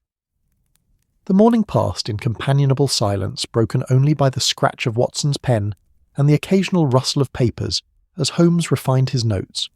The fire burned low and was built up again. Tea was consumed and replenished. London continued its Sunday observances beyond their windows, oblivious to the small acts of historical justice being planned in the rooms at Baker Street. By noon, Watson had completed the letter, a carefully worded request for information about 13th century manuscripts in the Sinclair collection, with specific interest in Norman period chronicles. Holmes reviewed it, suggested minor revisions, and pronounced it satisfactory. "I shall post it tomorrow," Watson said. "How long do you think we might wait for a response?" "A week, perhaps 2. Academic institutions are not known for swift correspondence, particularly on Sunday inquiries from unknown doctors in London." Holmes stretched, his long frame unfolding from the chair. "Which gives us time to pursue our second line of investigation." "The Eleanor letters?" "Precisely. I have been considering how one might trace a private purchase of medieval correspondence in 1868. The buyer would have been wealthy, educated, and interested specifically in Eleanor of Aquitaine, a rather specialised taste. Watson considered this. Someone with an existing collection of medieval materials, presumably. One doesn't suddenly decide to purchase 12th century letters without some prior interest in the period. Agreed, and likely someone with connections to the academic community, or at least to the antiquarian trade. They would need to have heard about the letter's availability, which suggests they moved in circles where such information circulated. Holmes began pacing again, his movements betraying excitement. I believe I shall pay a visit to Sotheby's tomorrow. Their auction house has handled medieval manuscripts for decades, and their specialists have remarkable memories for significant sales and collections. Will they speak with you? Surely their client's privacy. Their client's privacy is sacrosanct, yes. But I'm not asking them to reveal purchasers' names, merely to discuss the general market for Eleanor of Aquitaine materials in the late 1860s. What might such letters have sold for? Who are the known collectors of that period? What institutions might have been interested? Holmes waved a hand dismissively. I have assisted Sotheby's with authentication questions in the past. They are favourably disposed toward me. Mrs. Hudson's voice called from below, announcing that their Sunday dinner was ready. The smell of roast beef and Yorkshire pudding filled the stairwell, and Watson realised he was quite hungry despite his earlier toast. They descended to find the dining table laid with Mrs. Hudson's usual competence, the roast perfectly brown, potatoes golden, and vegetables cooked to the precise point between crisp and soft. Their landlady served them with quiet satisfaction, asking no questions about the research that had occupied them all morning, though Watson suspected she knew they were deep in investigation of some kind. Over dinner, Holmes laid out his plan for the coming week. The letter to Edinburgh would be posted Monday morning. He would visit Sotheby's Monday afternoon to inquire about the Eleanor letters market. Meanwhile, Watson might make discreet inquiries among his medical colleagues about any who collected medieval manuscripts. Doctors, like lawyers and clergymen, often developed antiquarian interests. We are pursuing truth across decades, Watson, Holmes said as they finished their meal, threading together fragments of evidence following trails gone cold long before we were born. It is archaeology of a sort, excavating not earth but time itself. Watson raised his glass of claret. To archaeology, then, and to Edwin Blackwood, whose conscience speaks to us still across 27 years. Holmes touched his glass to Watson's. To Blackwood, he agreed quietly. May we prove worthy of his final trust. Outside, the afternoon sun broke through the morning's clouds, sending shafts of golden light through the window to illuminate the table where they sat. And upstairs, in the sitting room, Blackwood's journal rested in its box, its secrets revealed, its burden shared, waiting to see what justice might finally emerge from the darkness where it had hidden for so long. Monday arrived with the brisk efficiency of a city resuming its labours after the Sabbath's pause. The streets of London filled once more with the familiar percussion of commerce. Wheels on cobblestones, vendors calling their wares, the great clockwork mechanism of Victorian enterprise winding itself up for another week of productive endeavour. Inside 221B Baker Street, however, the morning unfolded with a quieter, more contemplative quality.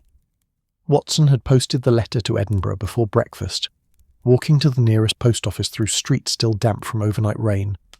The letter had felt weighted with significance as he dropped it into the slot, though in truth it was merely paper and ink, words requesting information. Yet it represented something larger, the first concrete step toward the justice Edwin Blackwood had sought but failed to secure. Holmes, meanwhile, had been preparing for his visit to Sotheby's, which occupied him in a manner Watson found quietly amusing. His friend, who could face armed criminals with perfect equanimity, was fussing over his appearance like a debutante preparing for her first ball. The right waistcoat, the proper cravat, the jacket that suggested scholarly respectability rather than bohemian detectivism. Auction house specialists are particular about appearances, Holmes explained, adjusting his collar for the third time. They deal daily with objects of great value and beauty. They appreciate those who present themselves with similar care. You look perfectly respectable, Watson assured him. Rather like a don from Oxford, actually. Holmes glanced at the mirror and appeared satisfied.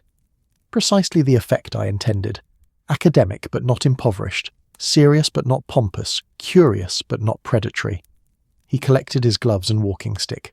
I should return by early afternoon. If anyone calls, take notes. I am particularly interested in any correspondence from Edinburgh, though I realise it's far too soon to expect a response." After Holmes's departure, Watson found himself alone with his thoughts, and with Blackwood's journal, which still lay on the table where they had left it. He had been reading through it again, more slowly this time, paying attention not to the dramatic revelations, but to the smaller details that illuminated the antiquarian's character. Blackwood had been a lonely man, Watson realised. The journal contained no mentions of family, few references to close friends. His world consisted of his work, his books, and the quiet routine of his days at Baker Street. There were entries about walks through the British Museum, afternoons spent cataloguing acquisitions, evenings reading by the fire, a solitary existence, but one that seemed to have suited him until his compromise with Ashford had poisoned it. Watson found himself thinking about the nature of conscience, about how a single decision could contaminate everything that followed. Blackwood's fall had not been dramatic. No violent crime, no sudden betrayal, merely the gradual erosion of principle, the small accommodations that accumulated until he no longer recognised the man he'd become. The human capacity for self-deception, Watson murmured to himself, recalling Holmes's earlier observation.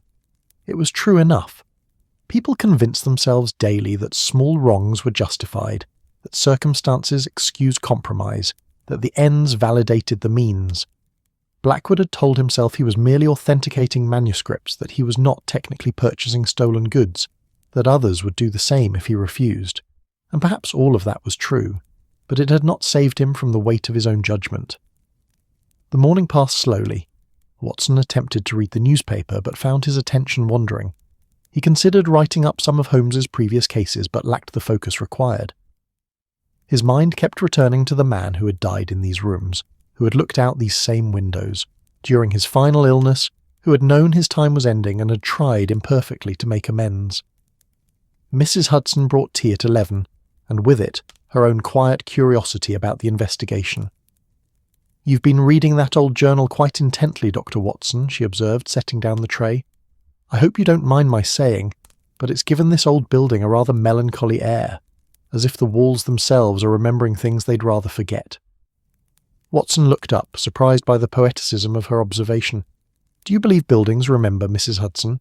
That they hold the echoes of those who lived in them?" She considered this seriously, her hands folded before her apron. "I think they do, in their way, not like people remember with thoughts and words. But there's a feeling to a place, isn't there? Some houses feel happy, full of light and laughter. Others feel sad, heavy with old sorrows. This building has seen both, I imagine, in its 100 years or more." "What does it feel like to you?" Watson asked, genuinely curious. Mrs. Hudson smiled. "Like a place that's seen a great deal and chosen to be kind about it. There's wisdom in these walls, Dr. Watson, and a certain patience, as if the building knows that all things pass, the good and the bad alike, and that human troubles are small things in the grand measure of time." She departed, leaving Watson with his tea and her unexpected philosophy. He found himself looking around the sitting room with new eyes, seeing it not just as a collection of furniture and possessions, but as a repository of human experience. How many people had occupied these rooms over the decades? How many lives had unfolded here, with their small triumphs and quiet failures, their moments of joy and periods of despair?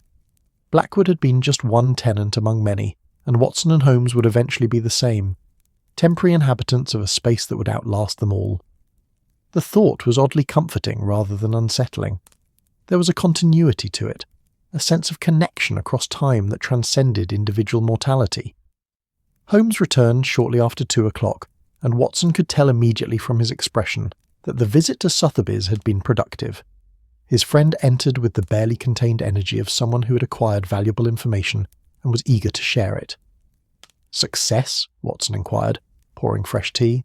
"Partial success, which is often the best one can hope for in investigations of this nature." Holmes accepted the cup and settled into his chair with evident satisfaction. "I spoke with Mr. Thornbury, their senior specialist in medieval manuscripts. A knowledgeable man, Watson, and fortunately one with an excellent memory for the market of the 1860s and 70s. "Did he know of the Eleanor letters?" "Not specifically, but he provided valuable context." Holmes set down his cup and leaned forward, assuming his lecture posture, Letters attributed to Eleanor of Aquitaine, genuine or otherwise, were highly sought after in that period. Eleanor was a romantic figure, queen of both France and England, mother of Richard the Lionheart, patron of troubadours, and altogether the sort of historical personage that collectors find irresistible. Watson nodded. He knew the broad outlines of Eleanor's life, as did most educated Englishmen. She represented a fascinating period when women could wield genuine political power, when courts cultivated arts and poetry, when the medieval world was at its most culturally sophisticated. Thornbury confirmed that any letters bearing her name would have commanded substantial prices, Holmes continued, particularly if they were authenticated by a reputable scholar, which of course Blackwood's involvement would have ensured. The market for such items was concentrated among a relatively small group of collectors, wealthy individuals with specific interests in medieval history. Did he name any such collectors? Several, actually, but one name in particular caught my attention. Holmes paused for effect. Sir Charles Pemberton, Baronet, of Pemberton Hall in Hampshire. He was known as one of the foremost collectors of medieval correspondence in England during the 1860s and 70s. He purchased extensively at auction and through private sale, building a collection that was said to rival those of some museums. Watson felt a small jolt of recognition. Pemberton? Wasn't that the name of Blackwood's physician, the one mentioned in the journal entry about his final illness? Precisely so. Dr. William Pemberton treated Blackwood during his pneumonia, and Dr. William Pemberton was the younger brother of Sir Charles Pemberton, the collector. Holmes's eyes gleamed with the satisfaction of a man watching disparate facts align into pattern. The connection may be coincidental, of course. London is not so vast that such overlaps are impossible, but it raises interesting questions. You think Dr. Pemberton might have mentioned the letters to his brother, Watson suggested, perhaps even facilitated the sale? It is certainly possible. A physician attending a dying antiquarian, learning in the course of treatment about valuable manuscripts the man had recently authenticated. It would be natural enough to mention such things to a brother known to be interested in precisely that sort of material. Holmes rose and began to pace. Whether any impropriety occurred, we cannot know. Perhaps Sir Charles purchased the letters through entirely proper channels. Perhaps Dr. Pemberton knew nothing of the transaction. Or perhaps... He left the thought unfinished, but Watson understood the implication. Perhaps the Pemberton brothers had taken advantage of a dying man's knowledge, acquiring the Eleanor letters through means that were legally acceptable but morally questionable. Is Sir Charles Pemberton still alive? Watson asked. No, he died in 1883 and his estate passed to his son, the current baronet. However, Thornbury informed me that the Pemberton collection remained substantially intact, housed at Pemberton Hall and maintained as a private research library. Scholars may request access, though the family is reportedly selective about whom they admit. Watson considered this. Then the Eleanor letters, if Sir Charles did purchase them, would likely still be there, but proving they were stolen, proving anything improper about the transaction after all this time, would be exceedingly difficult, Holmes agreed. We have Blackwood's journal entries stating he authenticated the letters, that they were sold to a private London collection, and that he felt guilty about his involvement. We have the suspicious connection between the dying antiquarian and the collector's physician brother, but we have no direct evidence linking Sir Charles to the purchase, no documentation of the sale, no proof the letters were stolen in the first place. He returned to his chair, his energy momentarily deflated. Unlike the Durham Chronicle, which we can potentially trace through Sinclair's documented purchase and bequest to Edinburgh University, the Eleanor letters exist in evidentiary shadow. We suspect, but cannot prove. The room fell quiet. Outside, a cart rumbled past, and somewhere a dog barked with persistent enthusiasm at some unseen provocation. The ordinary sounds of London continuing its daily business, indifferent to the ethical complexities being debated in the rooms above. Holmes, Watson said slowly, even if we could prove everything, that the letters were stolen, that Sir Charles purchased them knowing their provenance, that his brother facilitated the transaction, what then? Everyone directly involved is dead. The current baronet inherited the collection in good faith. The original theft, if there was one, occurred God knows when and God knows where. Holmes was quiet for a long moment, his fingers steepled beneath his chin. When he spoke, his voice carried a thoughtfulness Watson rarely heard. You raise the fundamental question, Watson, that has troubled me since we first read Blackwood's journal. What is justice in such circumstances? What can be done when the guilty are dead, the victims long since past caring, and the evidence scattered across decades like leaves in autumn wind? He rose and moved to the window, looking down at Baker Street with the abstracted gaze of someone seeing not what was before him, but what existed in thought. "I have spent my professional life pursuing justice," Holmes continued, "solving crimes, identifying culprits, ensuring that wrong is met with consequence. The satisfaction of my work lies in its clarity. A crime is committed, I discover the truth, and justice follows. Cause and effect, action and reaction, as clean and predictable as a chemical formula." "But this case is different," Watson observed. "This case is different," Holmes agreed. "Here we have crimes committed decades ago by people now dead. We have victims who may not even know they were victimized. We have current possessors of stolen property who acquired it legitimately, knowing nothing of its origins. The machinery of justice that functions so well in the present grinds to a halt when asked to operate across the gulf of years." Watson joined his friend at the window. The afternoon sun slanted across the street, illuminating the upper stories of the buildings opposite while leaving the street level in shadow. The effect created a sense of layering, of depths both visible and hidden. "What did Blackwood want from us?" Watson mused. "What did he hope would happen when someone finally found his note?" "That is the question I keep returning to," Holmes said. "He wrote of guilt and justice, urging whoever found the message to pursue what he could not. But pursuit to what end? The return of stolen property, the exposure of those who profited from theft, the simple acknowledgement of truth, however uncomfortable? Perhaps," Watson suggested, "he merely wanted the truth preserved, not necessarily acted upon but known, so that history might eventually record what actually occurred, rather than the sanitized version that benefits from the passage of time." Holmes turned to look at his friend, his expression thoughtful. "Truth for its own sake, rather than as prelude to justice. You may be right, Watson. Blackwood was a scholar after all. Scholars value truth as an absolute good, independent of what use might be made of it." "And we have achieved that," Watson pointed out. "We know the truth of what Blackwood did, how he was compromised, what guilt he carried. We know about the Durham Chronicle and can likely see it returned to its rightful owners. We know about the Eleanor letters and where they probably reside. The truth has been preserved, documented. Is that not sufficient?" Holmes was quiet for a long time, his gaze distant. When he finally spoke, there was a quality of resolution in his voice. "Perhaps it is. Perhaps justice, in cases such as this, consists not of punishment or restitution, but of bearing witness, of ensuring that what occurred is not forgotten, that those who made poor choices are not entirely absolved by the convenient grave, but neither are they condemned beyond what their own consciences already imposed." He moved back to the table and placed his hand on Blackwood's journal, the gesture almost tender. Edwin Blackwood compromised his principles and spent his final months in regret. He tried, imperfectly, to make amends, writing to Durham about their manuscript, hiding his confession for future discovery. He sought not escape from guilt, but acknowledgement of it. He wanted someone to know, to understand, to perhaps complete what he could not. "And we have done that," Watson said quietly. "We have known him, understood him, and we are completing his work where we can." "Yes." Holmes picked up the journal, weighing it in his hands. "I think we shall write a full account of this investigation, Watson. Not for publication, perhaps, but for the record. We shall document everything. Blackwood's journal, our discoveries, the fates of the manuscripts he authenticated.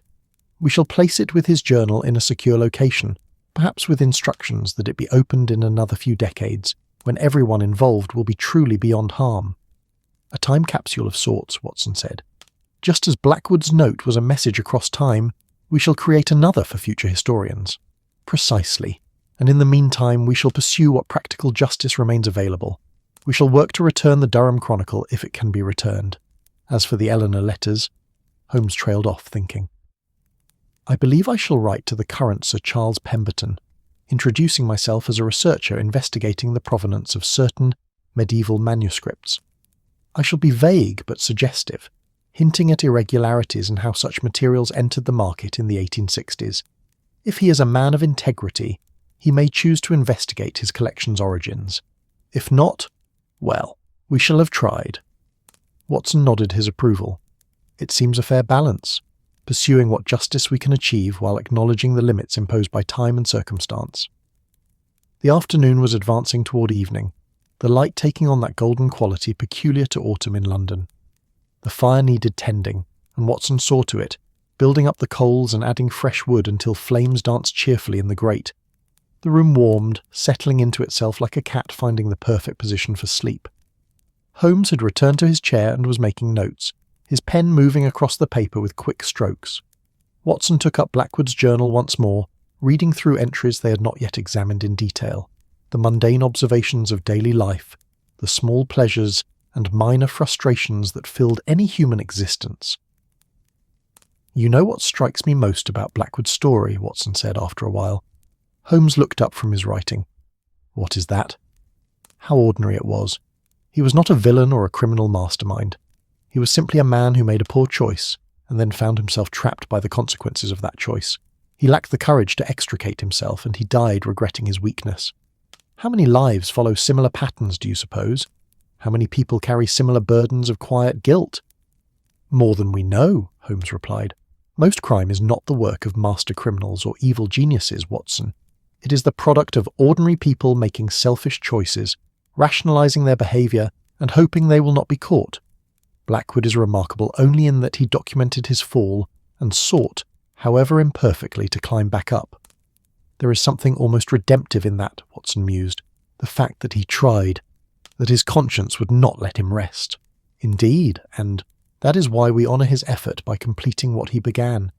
We become, in a sense, the answer to his prayer, the strangers who found his message and had the courage he lacked." Watson smiled slightly.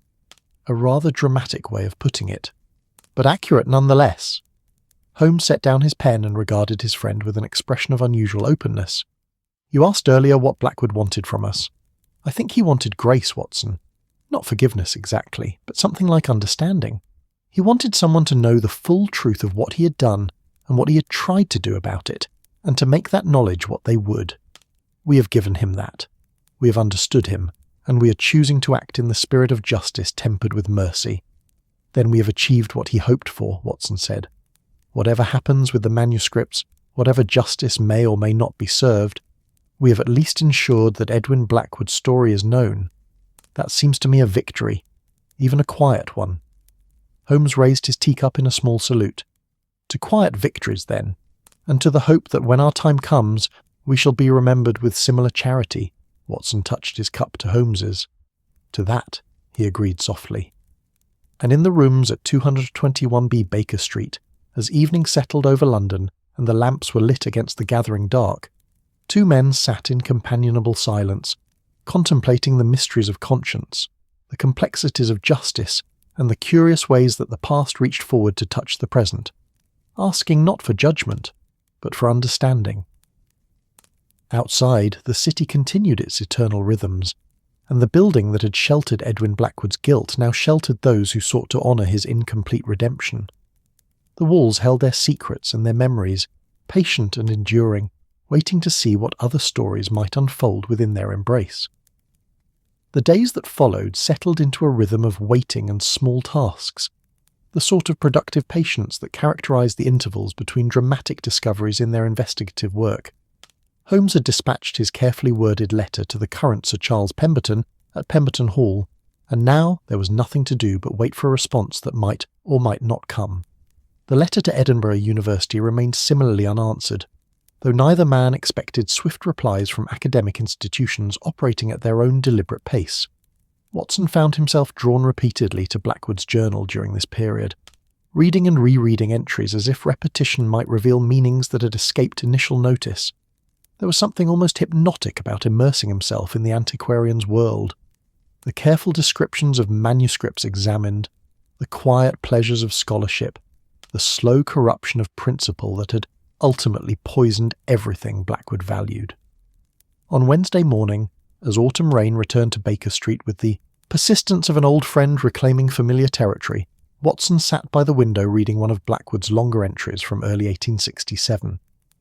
The passage described a visit to the British Museum to examine their collection of illuminated manuscripts, and Blackwood's prose took on an almost lyrical quality as he detailed the beauty of the work, The jewel-like colours of the inks, the delicate precision of the lettering, the devotion that medieval scribes had poured into their labour.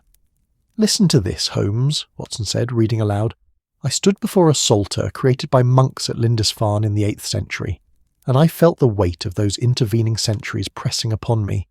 The hands that formed these letters have been dust for more than 1,000 years, yet their work remains, vital, beautiful, defiant of mortality. This is what we preserve when we honour such objects. Not merely parchment and ink, but the human spirit's refusal to accept oblivion. To steal such things, to traffic in them for mere profit, is to spit upon that devotion, to reduce the sacred to the commercial."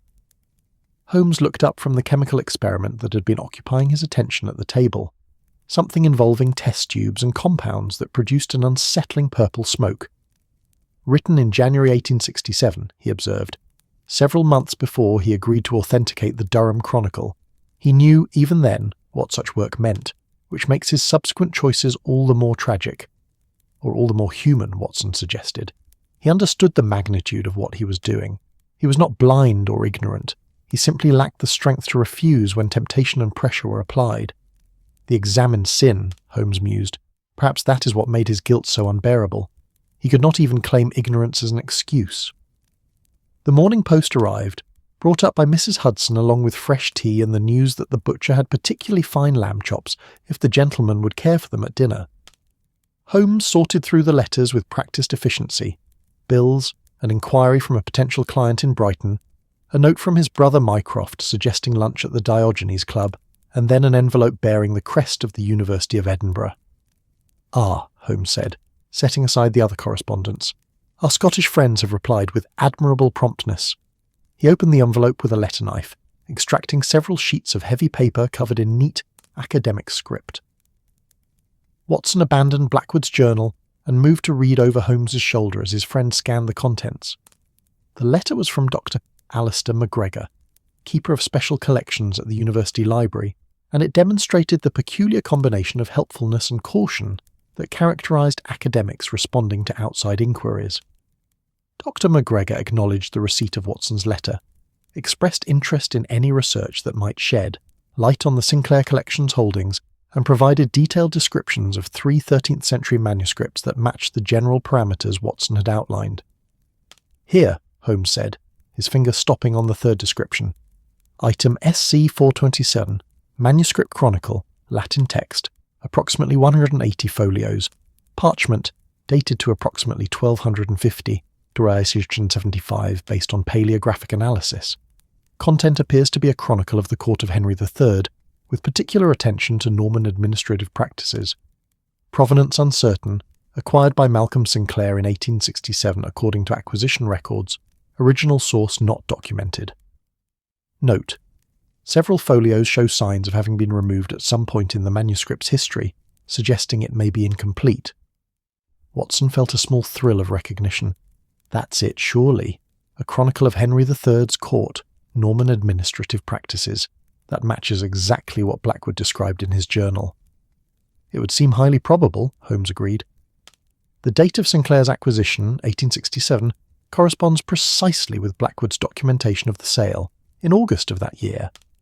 And the note about removed folios is intriguing, possibly evidence of the manuscript's troubled history." He continued reading Dr. MacGregor's letter, which concluded with an invitation for serious researchers to examine the collection in person, subject to appropriate scholarly credentials and advance arrangement. Holmes set down the letter with an expression of quiet satisfaction. "We have found it, Watson. The Durham Chronicle, stolen in 1844, sold through Blackwood's authentication in 1867, now residing peacefully in a university library where scholars may consult it, entirely unaware of its origins." "So now we write to Durham Cathedral," Watson said. "Inform them of its location and let them decide what, if anything, they wish to do about it." "Precisely." Holmes rose and moved to his desk, pulling out fresh writing paper. "Though I think you should compose this letter as well, Watson. Your narrative gifts will serve us better than my more analytical style.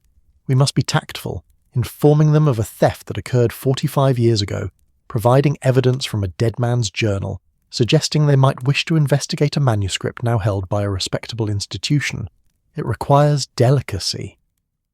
Watson settled at the desk and began drafting, while Holmes returned to his chemical experiment, which had progressed to producing a smell reminiscent of burning rubber mixed with old fish. After 3 attempts and considerable revision, Watson produced a letter that struck the proper balance between information and tact. He addressed it to the Dean of Durham Cathedral, explained that he was a researcher investigating the history of medieval manuscript collections, and noted that his investigations had uncovered information suggesting a chronicle stolen from Durham in 1844 might now be identifiable as item SC 427 in the Sinclair collection at Edinburgh University.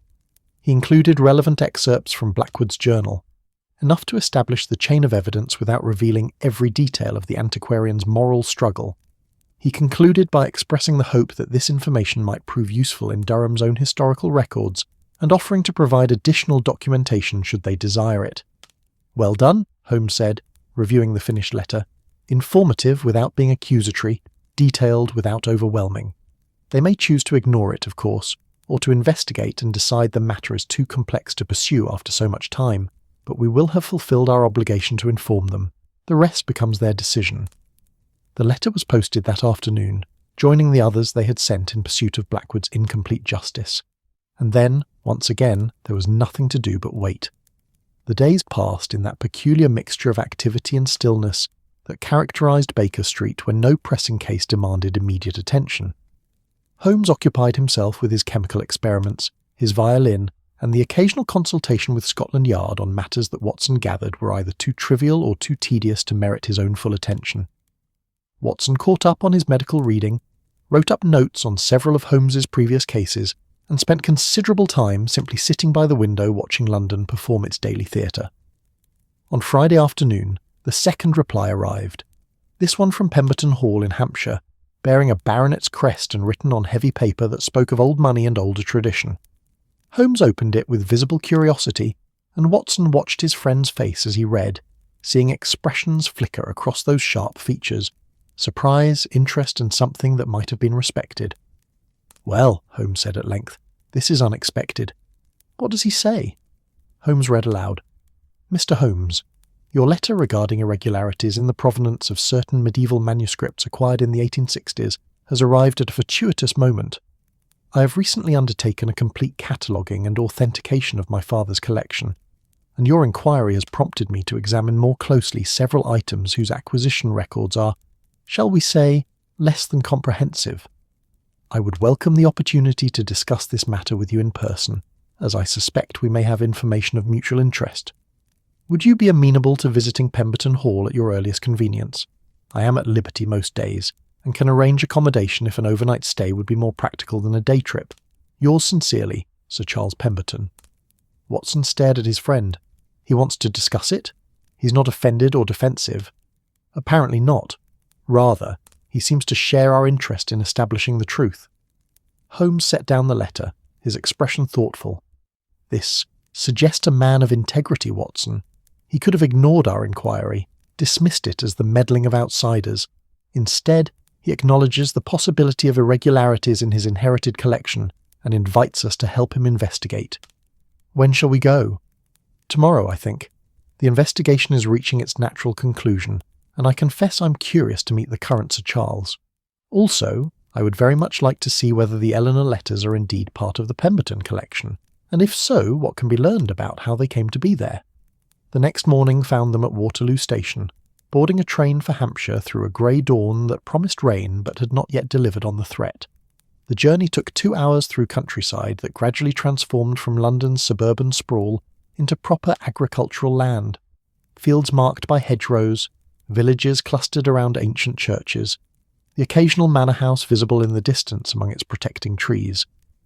Pemberton Hall announced itself long before they reached it, visible from the train as a substantial Elizabethan structure of warm brick and mullioned windows, set in parkland that rolled away in careful landscaping toward wooded hills beyond. A carriage met them at the station. Sir Charles had been informed of their arrival time and had sent transport, and they drove through the estate's main gates beneath an arch topped with the family crest. The house itself was magnificent without being ostentatious, its architecture speaking of wealth, accumulated over generations rather than sudden fortune. Ivy climbed one wall in neat profusion, and the windows gleamed with the peculiar clarity that comes from having been cleaned by generations of careful servants. Sir Charles Pemberton himself met them in the entrance hall, and Watson's first impression was of a man perhaps 40 years old, tall and lean, with the sort of weathered handsomeness that comes from active outdoor life. His grip was firm as he shook their hands, and his eyes, grey and direct, suggested intelligence and candour. "Mr. Holmes, Dr. Watson, welcome to Pemberton Hall. I hope your journey was pleasant." His accent was educated, but retained hints of the Hampshire countryside, suggesting a man comfortable with his roots despite his aristocratic station. "Very pleasant, thank you," Holmes replied, "and we are grateful for your invitation. Your willingness to discuss these matters is commendable." Sir Charles smiled slightly. "I suspect that compliment may be premature. You may find me less commendable once you learn what I have discovered in my father's collection. But come, let us take tea first, and then I shall show you what prompted me to respond to your letter with such alacrity." He led them through panelled corridors hung with portraits of Pemberton ancestors, into a comfortable library where a fire burned cheerfully, and tea had been laid out on a table by the windows. The room was lined floor to ceiling with books, and Watson's practised eye noted that they were arranged not merely for show, but for use. The spines showed wear, and scholarly journals were piled on various surfaces. Over tea, Sir Charles explained his situation. He had inherited the estate and collection 5 years earlier, upon his father's death in 1889. The elder Sir Charles had been, as Holmes's inquiries had already established, a passionate collector of medieval manuscripts and correspondence. "My father's enthusiasm sometimes exceeded his scruples," Sir Charles said with remarkable frankness. "I loved him, but I was not blind to his faults. He wanted to possess beautiful and historically significant objects, and he was not always particular about how those objects came into his possession. I discovered this gradually as I began properly cataloguing the collection after his death." "You found items of questionable provenance?" Holmes prompted gently. "I found items of no provenance whatsoever," Sir Charles corrected. "Manuscripts and letters acquired through private sale, with no documentation of their origins beyond the word of dealers and intermediaries. Some of these may have been acquired legitimately, of course, but others—" He set down his teacup with a small clink. "Your letter mentioned irregularities in 1860s acquisitions. That was the period of my father's most aggressive collecting. He had recently inherited money from a maternal uncle, and was determined to build a collection that would rival those of the great institutions." Watson found himself warming to the young baronet's honesty. It could not be easy to acknowledge one's father's ethical failings, particularly to strangers inquiring into old mysteries. "Among the items I have been most concerned about," Sir Charles continued, "is a collection of letters said to be written by Eleanor of Aquitaine. They came into my father's possession in the spring of 1868, purchased through private sale for what was even then a substantial sum, nearly £300. Holmes and Watson exchanged glances. The date and description matched perfectly with Blackwood's journal entries. "Were the letters authenticated?" Holmes asked. "Yes, by a scholar named Edwin Blackwood, who was apparently considered quite reputable in the antiquarian trade. His certification of authenticity is filed with the letters." Sir Charles rose. "Would you like to see them?" He led them deeper into the library, to a section where glass-fronted cabinets housed the collection's most valuable items. From one of these he removed a leather portfolio and carried it to a large table. With careful hands he opened it to reveal a series of letters written in medieval script on parchment that had aged to a golden brown. Holmes bent over them immediately, producing his lens and examining them with the focused intensity Watson knew so well. After several minutes of silent scrutiny, he straightened. "The parchment appears genuinely medieval," he said. "The ink is consistent with 12th century formulations. The script style matches known examples of Eleanor's hand. These are either authentic or extraordinarily skilled forgeries." "That is precisely my conclusion," Sir Charles agreed. "Which brings us to the fundamental question. If they are authentic, how did they leave whatever archive or collection originally housed them? Eleanor's correspondence would have been treasured by her descendants, preserved in royal or ecclesiastical archives. They should not have been available for private purchase in 1868. "You suspect they were stolen," Watson said. "I suspect they were stolen," Sir Charles confirmed, "though from where I cannot determine. I have written to various institutions that might have held such materials, the royal archives, the libraries of cathedrals Eleanor patronised, and academic collections in France and England. No one has reported such a theft, but that proves nothing. Institutions are sometimes reluctant to publicise their losses. Holmes was still examining the letters, his expression distant. Your uncle, Dr. William Pemberton, was Edwin Blackwood's physician, I believe, during Blackwood's final illness in the autumn of 1868.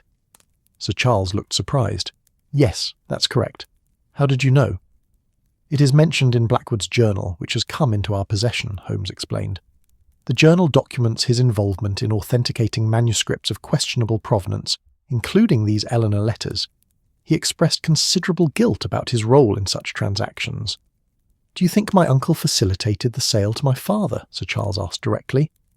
That he used his position as Blackwood's physician to gain access to information about valuable manuscripts? We have no direct evidence of that, Holmes replied carefully. But the timing is suggestive. Blackwood authenticated the letters in the spring of 1868, fell ill in the autumn, and died in November. Your father acquired the letters during this period. Your uncle attended Blackwood during his illness. The connections exist, though what they mean precisely we cannot say with certainty. Sir Charles moved to the window, looking out at the parkland beyond. The threatened rain had finally arrived, falling in soft sheets across the manicured lawns. For a long moment he was silent, and Watson sensed the struggle within him, the desire to defend his family's honour warring with the commitment to truth that had prompted him to invite them here. My uncle died in 1885, Sir Charles said at last. I cannot ask him about this, cannot hear his version of events, but I can acknowledge that what you suggest is plausible. My father was ambitious in his collecting, and my uncle knew of his interests. If Blackwood mentioned valuable manuscripts in the delirium of his illness, or if papers in his possession came to my uncle's attention during medical attendance, he turned to face them. It would not have been theft exactly, but it would not have been honourable either. No, Holmes agreed quietly, it would not. The rain continued its soft percussion against the windows, and somewhere in the house a clock chimed the hour. Watson found himself thinking of Blackwood in his final days, weakened by illness, attended by a physician who may have been paying as much attention to what could be acquired from the dying man's estate as to what might be done to save his life. It was an ugly thought, but the world was often ugly in small ways that never made their way into legal proceedings or public scandals. So what do we do now? Sir Charles asked, returning to the table where the Eleanor letters lay.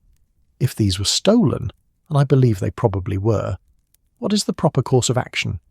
That, Holmes said, is precisely the question we have been wrestling with.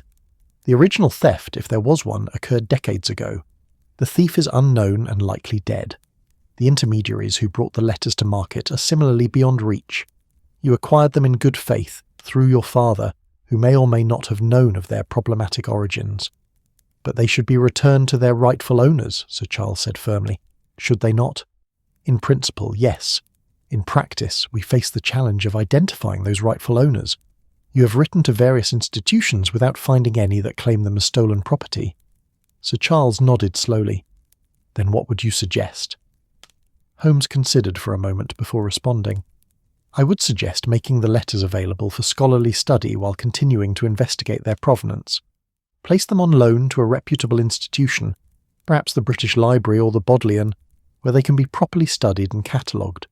Include in the loan agreement full disclosure of your concerns about their origins. Invite researchers to examine them and publish findings. Make no claim of absolute ownership, but rather position yourself as a steward, seeking to preserve them while their true history is established. And if, through such research, their rightful owners are eventually identified, then you return them immediately without a claim for compensation or recognition. You acknowledge your family's role in their circulation and make what amends are possible. Sir Charles was quiet for a long moment, his hand resting lightly on the portfolio containing the letters. When he spoke, his voice was firm. I will do as you suggest. The letters will be placed on loan to the British Library within the month, with full documentation of my concerns, and if their rightful home is ever identified, they will be returned without hesitation. He looked at Holmes and Watson with an expression of gratitude. Thank you, gentlemen. You have helped me find a path through a situation I have struggled with for some time. They stayed for lunch, during which Sir Charles asked searching questions about Blackwood's journal, and the antiquarian's final months. Watson found himself sharing the story with more emotion than he had anticipated, moved by the young baronet's genuine interest in understanding the full human dimension of the situation. Before they departed, Sir Charles showed them the rest of his father's collection, pointing out other items whose provenance troubled him. Holmes offered advice on how various questions might be investigated, suggesting scholars who could provide expert opinions, archives that might contain relevant records. It was clear that Sir Charles was committed to addressing his inherited collection's problematic aspects, whatever discomfort that might cause. The journey back to London felt like a return from a different world. The train carried them through the darkening afternoon, the countryside giving way gradually to suburbs and then to the dense urban fabric of the capital. They spoke little during the trip, each man occupied with his own thoughts about what they had learned and what it meant. Back at Baker Street they found the rooms welcoming and familiar, the fire laid ready for lighting, Mrs. Hudson's signature of domestic care. Holmes lit the gas lamps while Watson saw to the fire, and soon the sitting room had resumed its accustomed character, a place of refuge and contemplation, a space where mysteries were unravelled and justice pursued in whatever forms it might take. "We have done what we could," Watson said, settling into his chair with a sense of completion. "The Durham Chronicle will be investigated and likely returned. The Eleanor letters will be studied, their origins researched, and eventually, perhaps, they too will find their way home. We cannot undo what Blackwood did, cannot restore the innocence he compromised. But we have honoured his final attempt at atonement." Holmes nodded, standing by the mantelpiece and looking up at the painting that still hung where it always had, concealing once more the empty panel behind it. "We have served as executors of his conscience, completing the work he began in that hidden note. It is a strange sort of case, Watson, one with no villain to catch, no dramatic revelation, no clear resolution, merely the slow pursuit of truth across the gulf of years."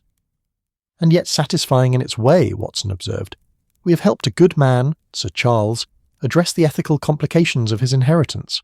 We have given a dead man, Blackwood, the absolution of being understood, if not forgiven. And we have demonstrated that justice, however delayed and however imperfect, can still be pursued when conscience demands it." Holmes turned from the mantelpiece, his expression thoughtful. "You will write this up, I presume?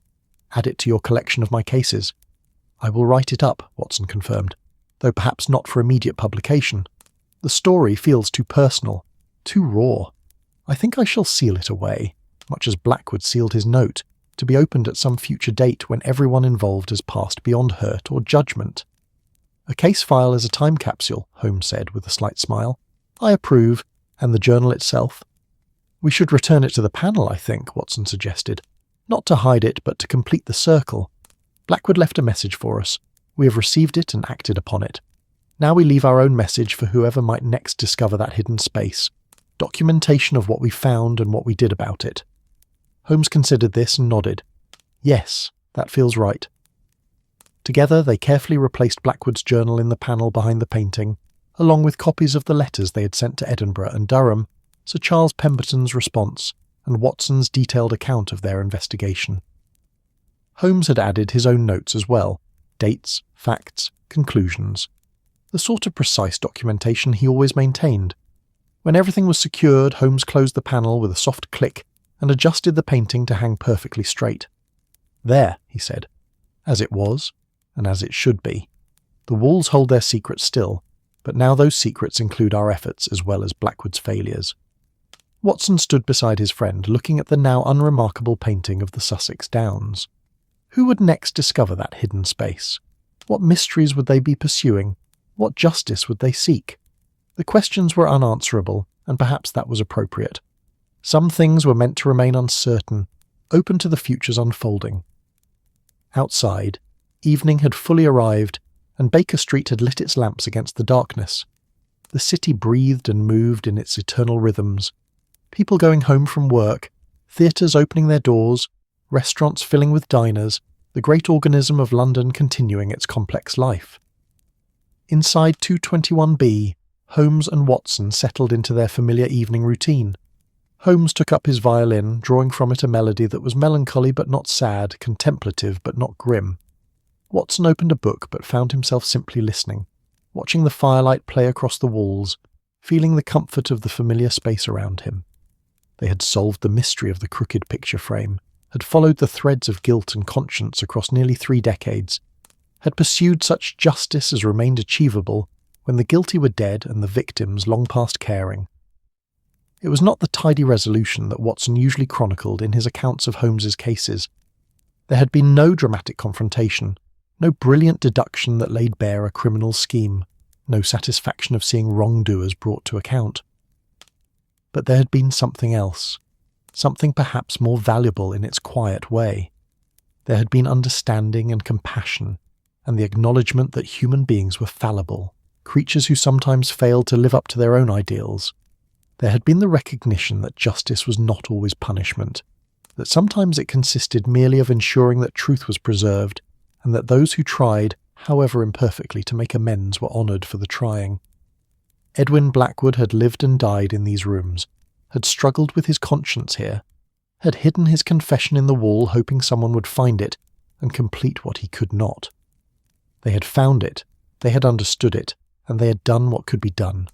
His story was now part of the building's story, woven into the fabric of 221B Baker Street, alongside all the other human dramas that had unfolded within these walls, and someday, Watson thought, their own story would become part of that fabric as well.